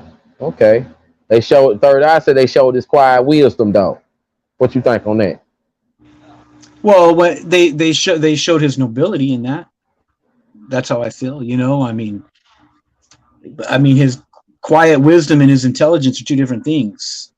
Okay. You know, because he is that smart. Like, he's that smart. Like, people don't get it. Like how smart T'Challa is. You know, intelligence wise. You know, like, hey, I want to say something. I don't know if you knew. I wanted to tell you and Spade this. But something that I tripped on is, you know who Aaron Taylor Johnson is by any chance? Mm-mm. He played Kick-Ass. Remember the movie Kick-Ass? Which dude? The main dude? He has the green suit and he's like tries to fight crime. Okay, that's Taylor Johnson. Okay. He's going to be in the MCU. He is cast as Kraven the Hunter. Really? Kraven the Hunter. Now, have you seen Bullet Train yet? No, I don't think so. No, I haven't. If anyone watching hasn't seen Bullet Train, you got to see this movie. It's if you like movies like Snatch and Smoking Aces, it's that type of movie where there's all these characters doing these different things, but they all coincide somehow. Okay. There's like all these little mini stories and stuff. And Aaron Taylor Johnson, it took me a while. I watched the movie last night. I was into it almost an hour before I realized, hey, Tangerine is Aaron Taylor. That's Kick-Ass. He's in the movie, and he's a main character in the movie Bullet Train. And that movie it's good, man. Like, I mean, it's a stellar cast. Brad Pitt is the lead. Channing Tatum is funny. I know what you're talking about now. Yes, man. He in that movie? Okay. Yes. Bad Bunny's in that movie. His character's dope. I wish they would have did more with his character. That movie is just crazy. It's just an insane story how everything coincides. And it shows you certain little things that you're thinking like, why in the hell are they showing this? And it'll show you, like, example, the water bottle. And it'll show you how it got on the train. Like, and how it ends up. And you're like, oh, dang, man, that's crazy. Like, that movie is just, the story is incredible. The action scenes and the fight sequences in that movie are awesome. They're awesome. From the previews, I can tell that it's a lot going on this train. And he got to go. Seems like he got to make it to the front or the back. But he got a different obstacle every time. I'm like, yo, I like stuff like that. And as the movie goes on, and certain people start questioning things like in the movie, like, what's that guy even talking about? What's he even talking about? They'll show these little flashback scenes, and you're like, oh, dang, it was that dude. Like, what? Like, it's just that type of movie, man. Chef and friend. He said, what? Also, he didn't know that T'Challa and Storm was a thing. Yeah. Yes, Chef, they was. And Third Eye said, the only thing I want from Marvel is for them to finish making the new Blade. Me too. And bring back Michael Carter as Luke Cage and finish up the show from Netflix. Man, in a perfect world, that's what I want to. Hey, I feel we're headed. I feel we're headed to them tying up some loose ends. Are you current on She-Hulk, bro? Yeah, except for the very last episode that came out. The very last episode was the last thing I saw was when the dude got out the bed. He was looking at the phone because he had got the stuff out of. That's the last one I seen. Well, I don't want to ruin anything, bro. Watch the most recent episode. Boom. Gonna blow Okay. your mind in the best of ways. In the best of Okay. ways. Okay. Like, Because we might well get on that right there, that She-Hulk, because hey, bro, it's this been last some. episode, it's you talk about them letting us know that they're listening on certain things. Ah, You know, because that last episode, you're gonna be like, holy smokes. And then it continues and you're gonna be like, oh dude, this is so cool. okay, it Like, makes sense wow. because whenever one thing I learned about shows doing this podcast media thing, if you watch a show that's just totally slow, the next one gonna be like bam, bam, bam, knocking on your door. You know what I'm saying? So I thought I actually enjoyed the whole show. Call me Oh, crazy or whatever, you absolutely. know, because I've been seeing a lot of watching and seeing a lot of opinions on the show. Folks hate it. They hate it. They hate it. This wrong, that wrong, this wrong. I even seen one said She-Hulk don't have no respect for herself. Every time, you know what I mean? I'm like, damn, like, yo. But then I'll talk to somebody else who is a wizard at it, and they'll say, well, they just ain't read the books. They just ain't read the material. They don't understand. You know, I understand about the writers. And they're saying like this writer made it like this. This show go with what this writer was doing at the time. You know what I'm saying? So I'm like, yo, you know what? I'm just gonna like it because I like it because this show make me laugh. The little woman in it is a good actor. She be doing some funny little stuff. Like I like that. You know what I'm saying? Like I don't want to see lasers and going through the galaxy all the time. You know what I'm saying? I like dialogue. I'm a dialogue type person. She trying to figure out herself who she want to be all the time. You know what I mean? So it's like, yo, I dig it. You know what I'm saying? And for the people who don't like it, hey, you just don't like it. But don't call us dumb or stupid or some stuff because we like it. You know what I mean? So, you know what I mean? I want to straight to put that point out because I just seen some folks out there, people that know their stuff, they'll mess around and say some stuff on the side. Like, oh man, you ain't using this side of your head if you like this show, man. Thank you, man. I like, you like what you like. I like what I like. You know what I mean? So, you know, but yo, if you don't like it, don't like it, it's your cup of tea. I mean, everybody. Some people like unsweet tea. Some people like sweet tea. You know what I'm saying? Yeah. If you don't like that show, stop watching it. You know what I mean? You know what I'm You saying? I know, like cream in my coffee. You know. if you don't like it, yeah. And exactly what you said, bro. If you don't like it, you don't like it. That's your opinion. You're entitled to that. You know, you don't have to like the show, but by the same token, I don't have to dislike the show. Right. You know, I And mean, people feel like that, like, oh well, everybody hates that show. Well, I guess I'm not everybody because I don't hate ain't it. everybody. And another point I want to make too, for somebody who might be interested in it but ain't seen it yet, like let's say a 14 or 15-year-old, and they see, hear, or watch somebody say, yo, this is the worst. They didn't do this right. They didn't do that right. And dumb. And young kids, they going to go with the flow of what they hear. You know what I'm saying? Unlike us, we'll be like, let me just see what he talking about. Let me just see what he or she or this team of people talking about. And you watch it. You're like, oh, Hey, damn, what they talking? You know what I mean? Go ahead. you know what, bro? This is a trip, man. This is a trip right here. I'm gonna bring something up, and it has to do exactly with this. There's a certain book that it's a Dean Koontz book, and it's one of my favorite books. Period. Not just my favorite Dean Koontz book. It is one of my favorite books. I love the character. I've read that one book. I read like 5 times because I loved it so much. Okay. I waited forever for them to make a movie. I prayed they would make a movie on this book. They did. And the person they cast was someone I was a fan of. I'm like, oh, dude is perfect. He's awesome. And I watched the movie. The movie is decent, okay? But there's little things they leave out from the book. Now, if you never read the book and I told you, hey, Cook, watch this movie, man, tell me what you think, you would like it. You would say, oh, man, that's a good movie, man. And if you liked it a lot, I would tell you, don't ever read the book then because it'll ruin the movie for you. You know what I'm saying? But if you read the book and you're like, hey, man, I read that book and I know there's a movie out, I would be like, the movie's okay, bro, but you know what I mean? It's one of those things, man. My neighbor seen the movie and he really enjoyed it. So I didn't ruin anything for him. I'm not going to be that guy, bro. Like, oh, well, you know, bro, in the book, such and such happens instead. And, well, bro, my neighbor loves that movie, bro. So I let him love it. I'm not going to go and bust his bubble on it, bro. Like, Yeah. Just like with Thor. You know what I'm saying? You know who said, oh man, you waste your time, waste your time, waste your time.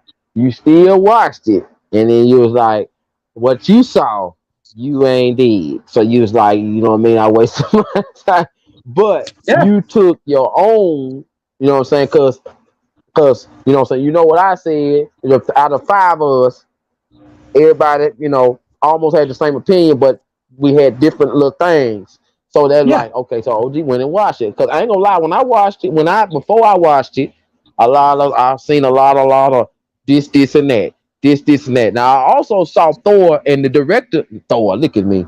I also saw the dude that played Thor and the director say that this was supposed to be like that. Like yeah. No, this was, you know what I mean? So I'm like, yo, okay. I watched it.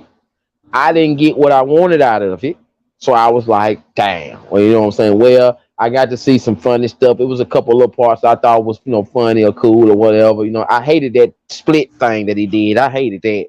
That Van Damme split he did. I hated that. But yeah. that's another, that's for something else. But you know what I mean? Basically what I'm getting at is don't listen. Go check it out for yourself before you make that. Don't let nobody make that final decision for you, whether it's movie, book, or whatever. Check it out yourself and get your own opinion off of it. You know what I'm saying? That's why, like, that one time we had talked about it, bro. Like I said, I didn't care for the movie and I gave my reasons. You know what I mean? Because I read Thor in the comics. You know what I'm saying? And that's just me. If someone tells me, oh man, I saw a movie, I liked it, I'm not gonna be like, you liked it? You liked that mess? If they tell me they liked it, bro, I'll just be like, oh, okay, cool, you know. And if they ask me, well, you didn't like it, I'll be, no, I didn't care for it because the comics, blah blah blah. But that's my Mm-hmm. extent, bro. Like, I'm not gonna down someone if they like that movie, they like it. You know, I mean, like, Right. good. Like, I don't have I love Chris Hemsworth. You know, I mean, Well, love Taika Waititi and other stuff. You know, I just didn't feel, I wasn't feeling that movie. That's all it is. You know, like, it doesn't make me, oh, now I'll never read another Thor book. I'm done with Thor and blah blah. I'll get over it, man. yeah. You know what I'm saying? Um, well, since we on that, is there any other comic topics you might want to talk about? Because we had our time limit. Oh, comic topics. Any No, other ones you want to lay out? that's pretty much. Oh, I wanted to bring up a movie. Okay. Movie that's gonna come out. Okay, like, you Okay. know, that's not Marvel or DC. Um, you probably already know, and it's not going to be live action, to my understanding. It's going to be a cartoon or computer, you know, graphic cartoon or whatever. But they're coming out with TMNT Mutant Mayhem. I saw that. I saw that. I want Yes. to. Can I say one thing? Let me say one thing. Uh-huh. The artwork on the front of the cover. I saw that. I did not like how them turtles looked. See, I haven't seen any artwork from it or nothing. I just know Yeah. that's a movie coming out. You know what I'm saying? I see. So I hope they don't look like what they got them looking like, or maybe that's just what you call it, your sketch drawing before you do the real thing. What's that called? It's a word Um, for it. You Or know, like like you do the blue. Yeah. You know what I'm saying? Like the first product before you do the finished product. Yeah. That's what I was thinking. You know what I'm saying? Because they didn't look like, they was all weird shaped and looking. You know what I'm saying? Like, you know what I mean? Like you was looking at them through a bubble glass or something like that. You know what I mean? Fish eye. You know how that fish eye thing is? Like something like that. You know what I mean? But maybe, whatever. But do you know any other um things on it? Articles on it? Do you know anything about it? Or I as just far saw as just that, and I just know that it's going to come out next year, I believe. okay. I know it's Avatar coming too. You know what I'm saying? I know y'all ready for that. Anything that's not Marvel, not DC. I know Avatar. Uh, uh, they got Mad Hellraiser coming. Huh? Mad Max Wasteland. I'm Mad Max. excited for that. They doing another Mad Yes. Max? Yes, and it's gonna also have Tom Hardy and Charlize Theron again. And I believe this one is, I can't remember the name of the book, but I believe this one is a prequel to the Mad Max that Tom Hardy had did. I believe this leads up to Fury Road. I believe this leads up to Fury Road, but it's called Mad Max Wasteland, and I'm stoked for that. I love the Mad Max character. Like, Hmm. Okay. Also, has anybody got to watch that doggone Cobra Kai season 5? Did any of yeah, y'all watch that? absolutely, Man, absolutely. man. Spade, you ain't got to see none of the Cobra Kai. No, I ain't got to see Cobra Kai, man. Do you dig Cobra Kai though? I watched like maybe 2 episodes, so it was just something that I kind of got lost in the shuffle trying to watch some of everything, and I just Yeah, that happens. it's like Yo, dang. man. But I hear like the show is really really good. I'm like I found it see it on Netflix. So I'm like I can go back and watch it whenever I'm like all right I need to something else to watch. So I'll Man, go back and binge watch it and jump. And Cooks Hellraiser came out today. It's on it's on oh, it's on Hulu right now. Like, I was watching it before I got on. okay. Now, I got a question about that. Now, as a youngster, I was scared of stuff like that. You know what I'm saying? I like when fought horror movies, Myers, Jason, the zombie movies, old Ready? school '80s slasher movies, Freddy, Ghoulies, the Gremlins. I was watching stuff like that. You know what I'm saying? But Hellraiser was kind of different from me. Him and Candyman, they was different for me. You know what I'm Yeah. saying? So it's like, is this movie a reverse same thing, but like a reverse? Like now the character's a woman. I understand. Like the main character gonna Yes. be a woman. Okay. So is this movie? Because I know you know the movie. It's So to me this is like the new Jeepers Creepers that just came out as well. This is like yeah, a reboot of it. This isn't like, it's because it's obviously not the Pinhead we know. It's not the guy that was in World War One and stuff. It's a lady. The story is totally different from the original. There's very few, if any, similarities. Like, this is just a restart of this universe. And as much as I saw of it so far, I like it because I like Hellraiser. That's one of my favorite movies. I love Pinhead. I love the Cenobites. I love how they're all different.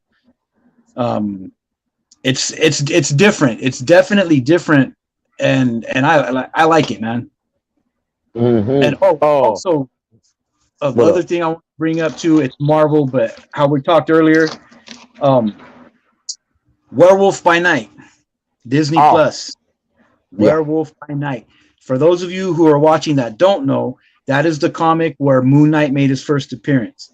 And I'm not saying that's what the show is going to do. I highly doubt it. But that's just like a cool little thing that for people to go, Werewolf by Night, what Marvel, what the heck is this? That gave us Moon Knight. Just like Oh, was okay. Tomb But of if Dracula, you I get a believe. chance to So, read that book, read that book.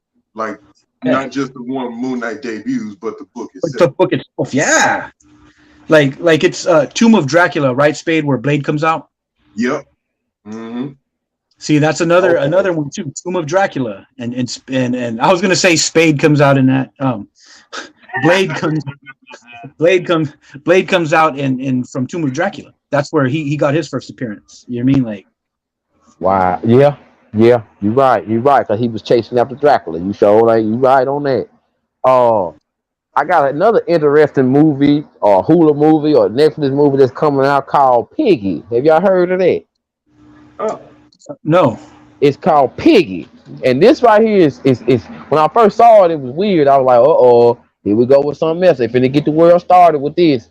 Basically, it's about a old white girl that is getting bullied by the other girls, right? So then it's this kidnapper that's got like a thing for her. You know what I'm saying? So what he do is he goes and kidnaps the bullies, and he got this little and he got this place that he put them in, and I don't know if he tortured them or kill them or whatever. So what he did was he got all the bullies, and he went and got the girl, because the girl, she got like her life story through the movie is rough, through the show is rough. I ain't watched it, I'm going by the preview. Like, she go through a lot of stuff because she a bigger girl. You know, the people making fun of her and stuff. And then this kidnapper or this crazy dude that's got this what's the word? What's the word when you like when like you in love with somebody, but it's creepy? It's a word. Infatuated. He was infatuated with this girl. Okay, I was You gonna know say what I'm obsession. Never mind. That's the word right there. And he was obsessed with this girl. So he was like, I guess he was like, I'm gonna catch the bullets for you and let you kill them. I'm gonna catch them for you so you can kill them. And I believe within the movie, she was like, I don't want to kill, you know what I mean, whatever. But it's just weird that they use this type of scenario for a movie. You know what I'm saying? The overweight person getting picked on, and they letting her pick on them, and then the kidnapper see her, and he like, oh man, like crazy dude, like, oh, I love you. People picking on you, and I'm guessing he probably see at a certain time, he see them picking on her, so he's like, okay, I'm gonna kidnap you, okay, I'm gonna get you, and then I'm gonna make her love me by showing her, hey, I got them all here, kill them. You know what I'm saying? And whatever happened after that happened, I don't know, but I feel like that's pretty crazy. Halloween Ends is coming. Yeah, I hope y'all ready for that. I'm ready for it.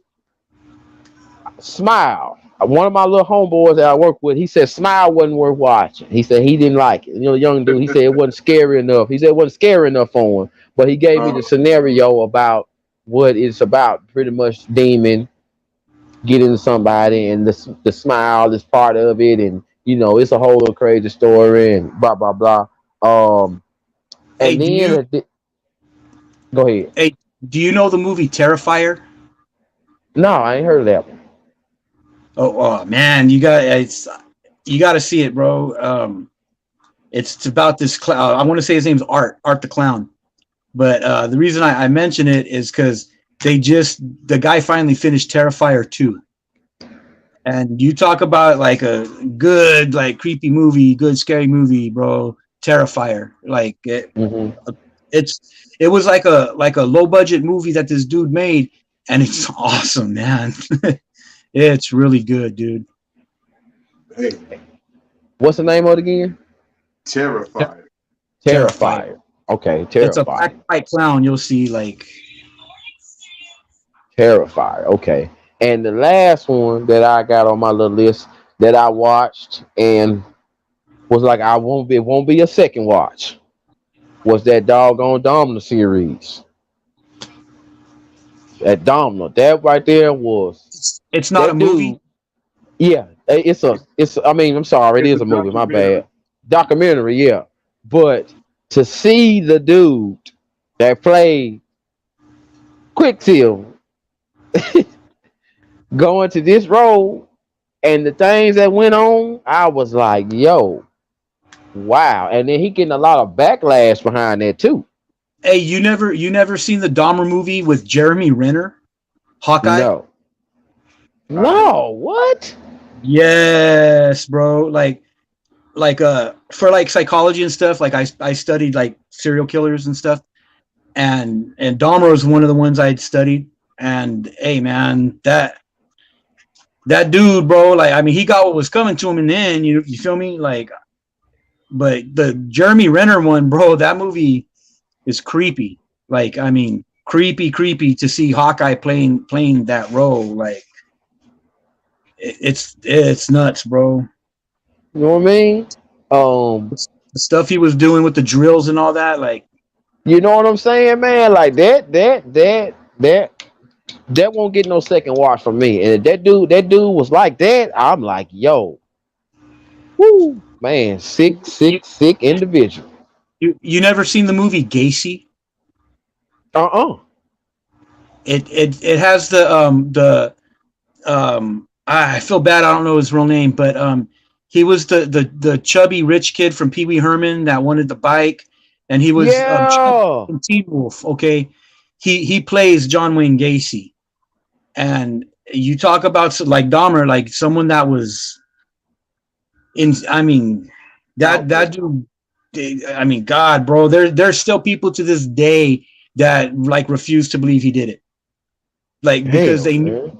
And he was such a stand-up guy in the community and what all this whatnot and stuff. And I'm like, you refused. This dude had like 19 bodies under his house. Like, you know what I mean? He led the police to dumpsters where he had more bodies, and you still refuse to believe he did it. Like, Good he God, wasn't man. he wasn't a cannibal or nothing like that, but he was a sadistic serial killer. He would pick up on young dudes new to town, and like same thing like Dahmer, he would get them drunk or whatever and stuff. And Death like, Rocker said his name was Evan Peters. He was in an Yeah, American Horror Story series. yeah, he was also yeah, on The Office towards the end. Oh, okay. He was Okay. one of the two youngsters that they brought in. Yeah. Do any one of y'all know Death Rocker asked when Invincible season 2 was coming out? That I don't know. I don't either. Okay. Third Eye. When you say you believe it's on Tubi now, what was you talking about? Something we were talking Power about Six. earlier. Okay. People wanted banned, and he was talking about that Domino. I know what he's talking about. Why is it gruesome or something, bro? Or It's to me, man. I'm gonna be honest with you. To me, because the woman, the black lady from Reno 911 in there, she played a neighbor. You know what I'm saying? okay. And it's like I didn't know that the man was gay. I didn't know that. Like you know what I'm saying? I ain't never looked into his history. All I knew about Domino was what he eat folks. That's all I knew. You know what I'm saying? That was when you say Domino, eat people. That's all I thought about. I didn't know that he had a crazy like that. And then the way he was like they showed how he would go and holler at what he hollered at and get him to come with him to his crib and how he would lock him in there. And I didn't know that his main target was black dudes. You know what I'm saying? Yeah. I didn't like that. I was like, what? Like, huh? And it was just the way they showed how he, it was almost like how you would watch what's my man name that used to catch the old dudes going in there with the little girls, Chris Hansen. It was almost like that. Like if Chris Hansen wasn't there, what the person would do when, you know what I'm saying? So it's like that. It's like a eerie, sicky, sticky feeling. And then, us, we, what I'm saying? What I mean? Like, it's like, yo, like, damn, he was really like that. You know what I mean? It was just how he was doing. You know what I mean? It was real. It was just real icky feeling. And then to see that actor, like I'm saying, like that actor, to see him in those movies and now see him doing this and having to do the things to in this movie, it was like you got bow, like you were talking about bow. That's how it was. I was like, whoa, I'll never see that. I'll never look at that dude the same again. And he was just acting. You know what I'm saying? Man. Trigger you. But in the other announcements and the other thing, because I got a couple announcements I want to make right quick before we hit the limit. So the first announcement, Spade, I know you got something going on Saturday, man. You want to tell everybody about it and where to find it at? Yeah, man, I'm gonna be on my Instagram live, Spadeonomics Comics, when I'm doing from 11 p.m. to 1 a.m. Saturday night and Sunday night. Join me for a live YouTube sale, YouTube Instagram sale, selling comic books. Might even have some, DVDs or something for sale too. Who knows? Just trying to kick off spooky season, so I'm gonna have some kind of like horror-oriented comic books, or Halloween-oriented comic books, I should say. And just other ones that I'll put up. So y'all join me. If you ain't got nothing else going on, hit me up, drop in the chat, or join me on here. Just say what's up. Mm-hmm. And I have a show Sunday. I'll be talking with Miss Shalonda Fit. That's a friend of mine from way back in the day.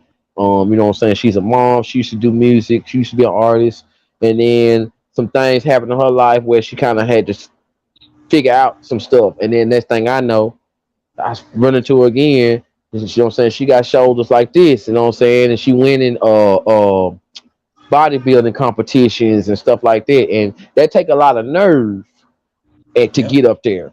And it take a lot of mind power because the way the world is now and how it is for women and what they going through, then her being a mom of two, and then showing them and teaching them, then her staying in shape, eating right, you know what I'm saying, having to go to these competitions and the competition and you know what I mean? So I feel like it'll be a great story for her to tell. We're gonna do that on IG Live Sunday, I think around 3 p.m. Central Time.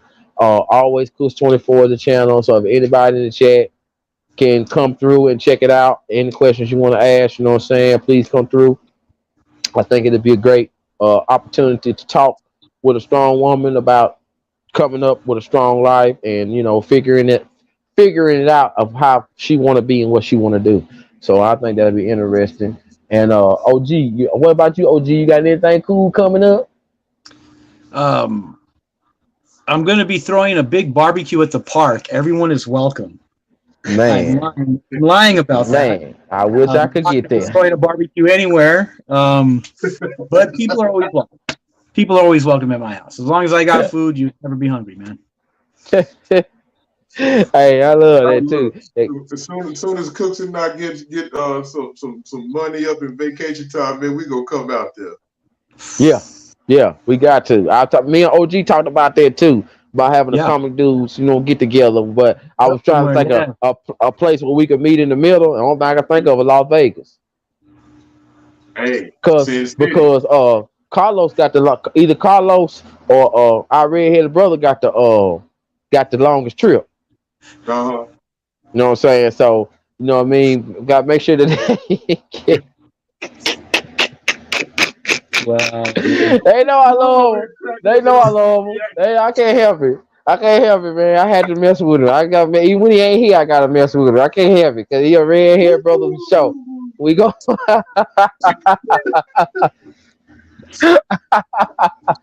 I love my brothers though, man. Common dudes, man. That's what we do.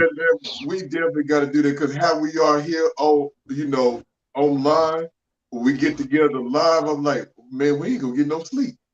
We ain't gonna get no sleep. I already know. Cause I'm gonna be messing with redhead the whole time. Every chance I get. Sitting right next to him too. Oh, I'm finna clown and mess with you the whole time. I've been waiting on it too. Yeah, you can't. Yeah, we ain't behind no screen now. You can't stop this. Ain't no I'm volume gonna button wear. right here. Hey, I'm gonna wear a little Kim shirt and everything.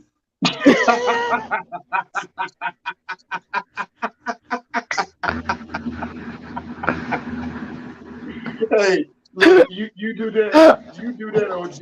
I'm gonna get my Jerry curl wig and I'm wearing it. I'm gonna be Rick James.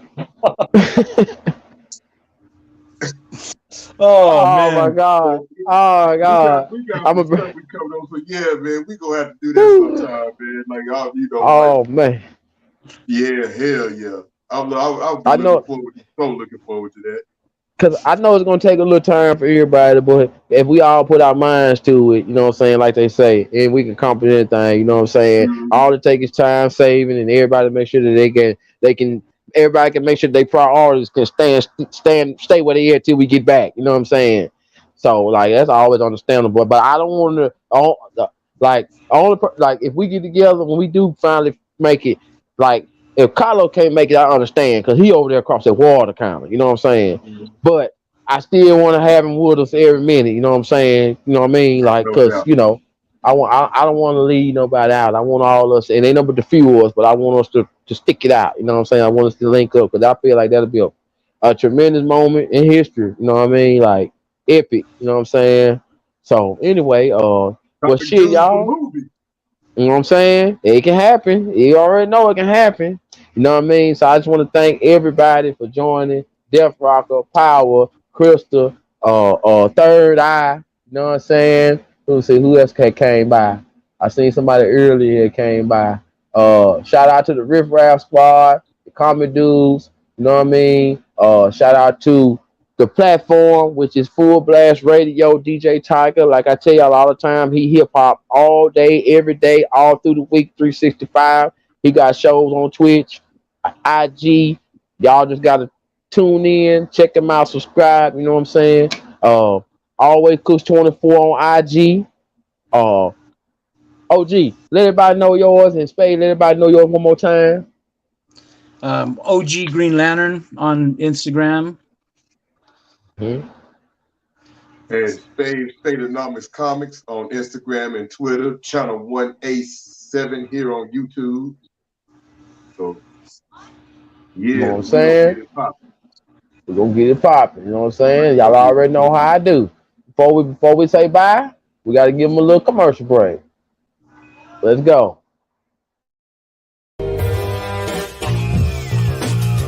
Yes, indeed. Welcome to the Hip Hop Alliance. Hip Hop's first official union. We fighting for rights. Workers' rights, labor rights. Y'all know what it is. Fair wages. Let's hit 'em.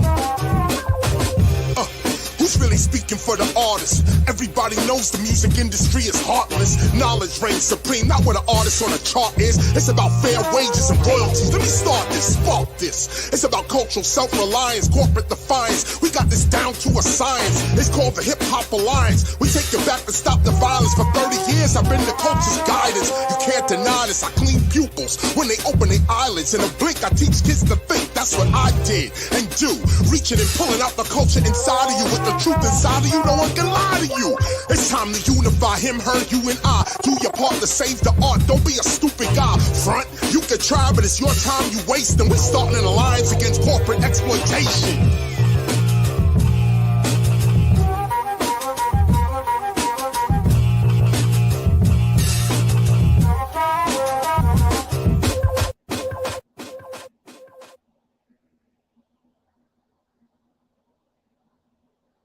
Boom, boom, boom, boom, boom. Boom, boom, boom. That's how we do. You know what I mean? You know what I'm saying? So, dang, man. Don't worry about that. That's how it happened. So, you know what I'm saying? Yo, I want to tell everybody one more time, much love. Thanks everybody for coming through. You know what I'm saying? This is FCW, Full Blast Comics and Wrestling. You know what I mean? Kush 24. OG Green Lantern, Spadeonomics Comics. I love y'all, man. Y'all my brothers. Shout out to the Six. Shout out to Carlos. See y'all for PR. You know what I mean? And other than that, gentlemen, please have a good evening.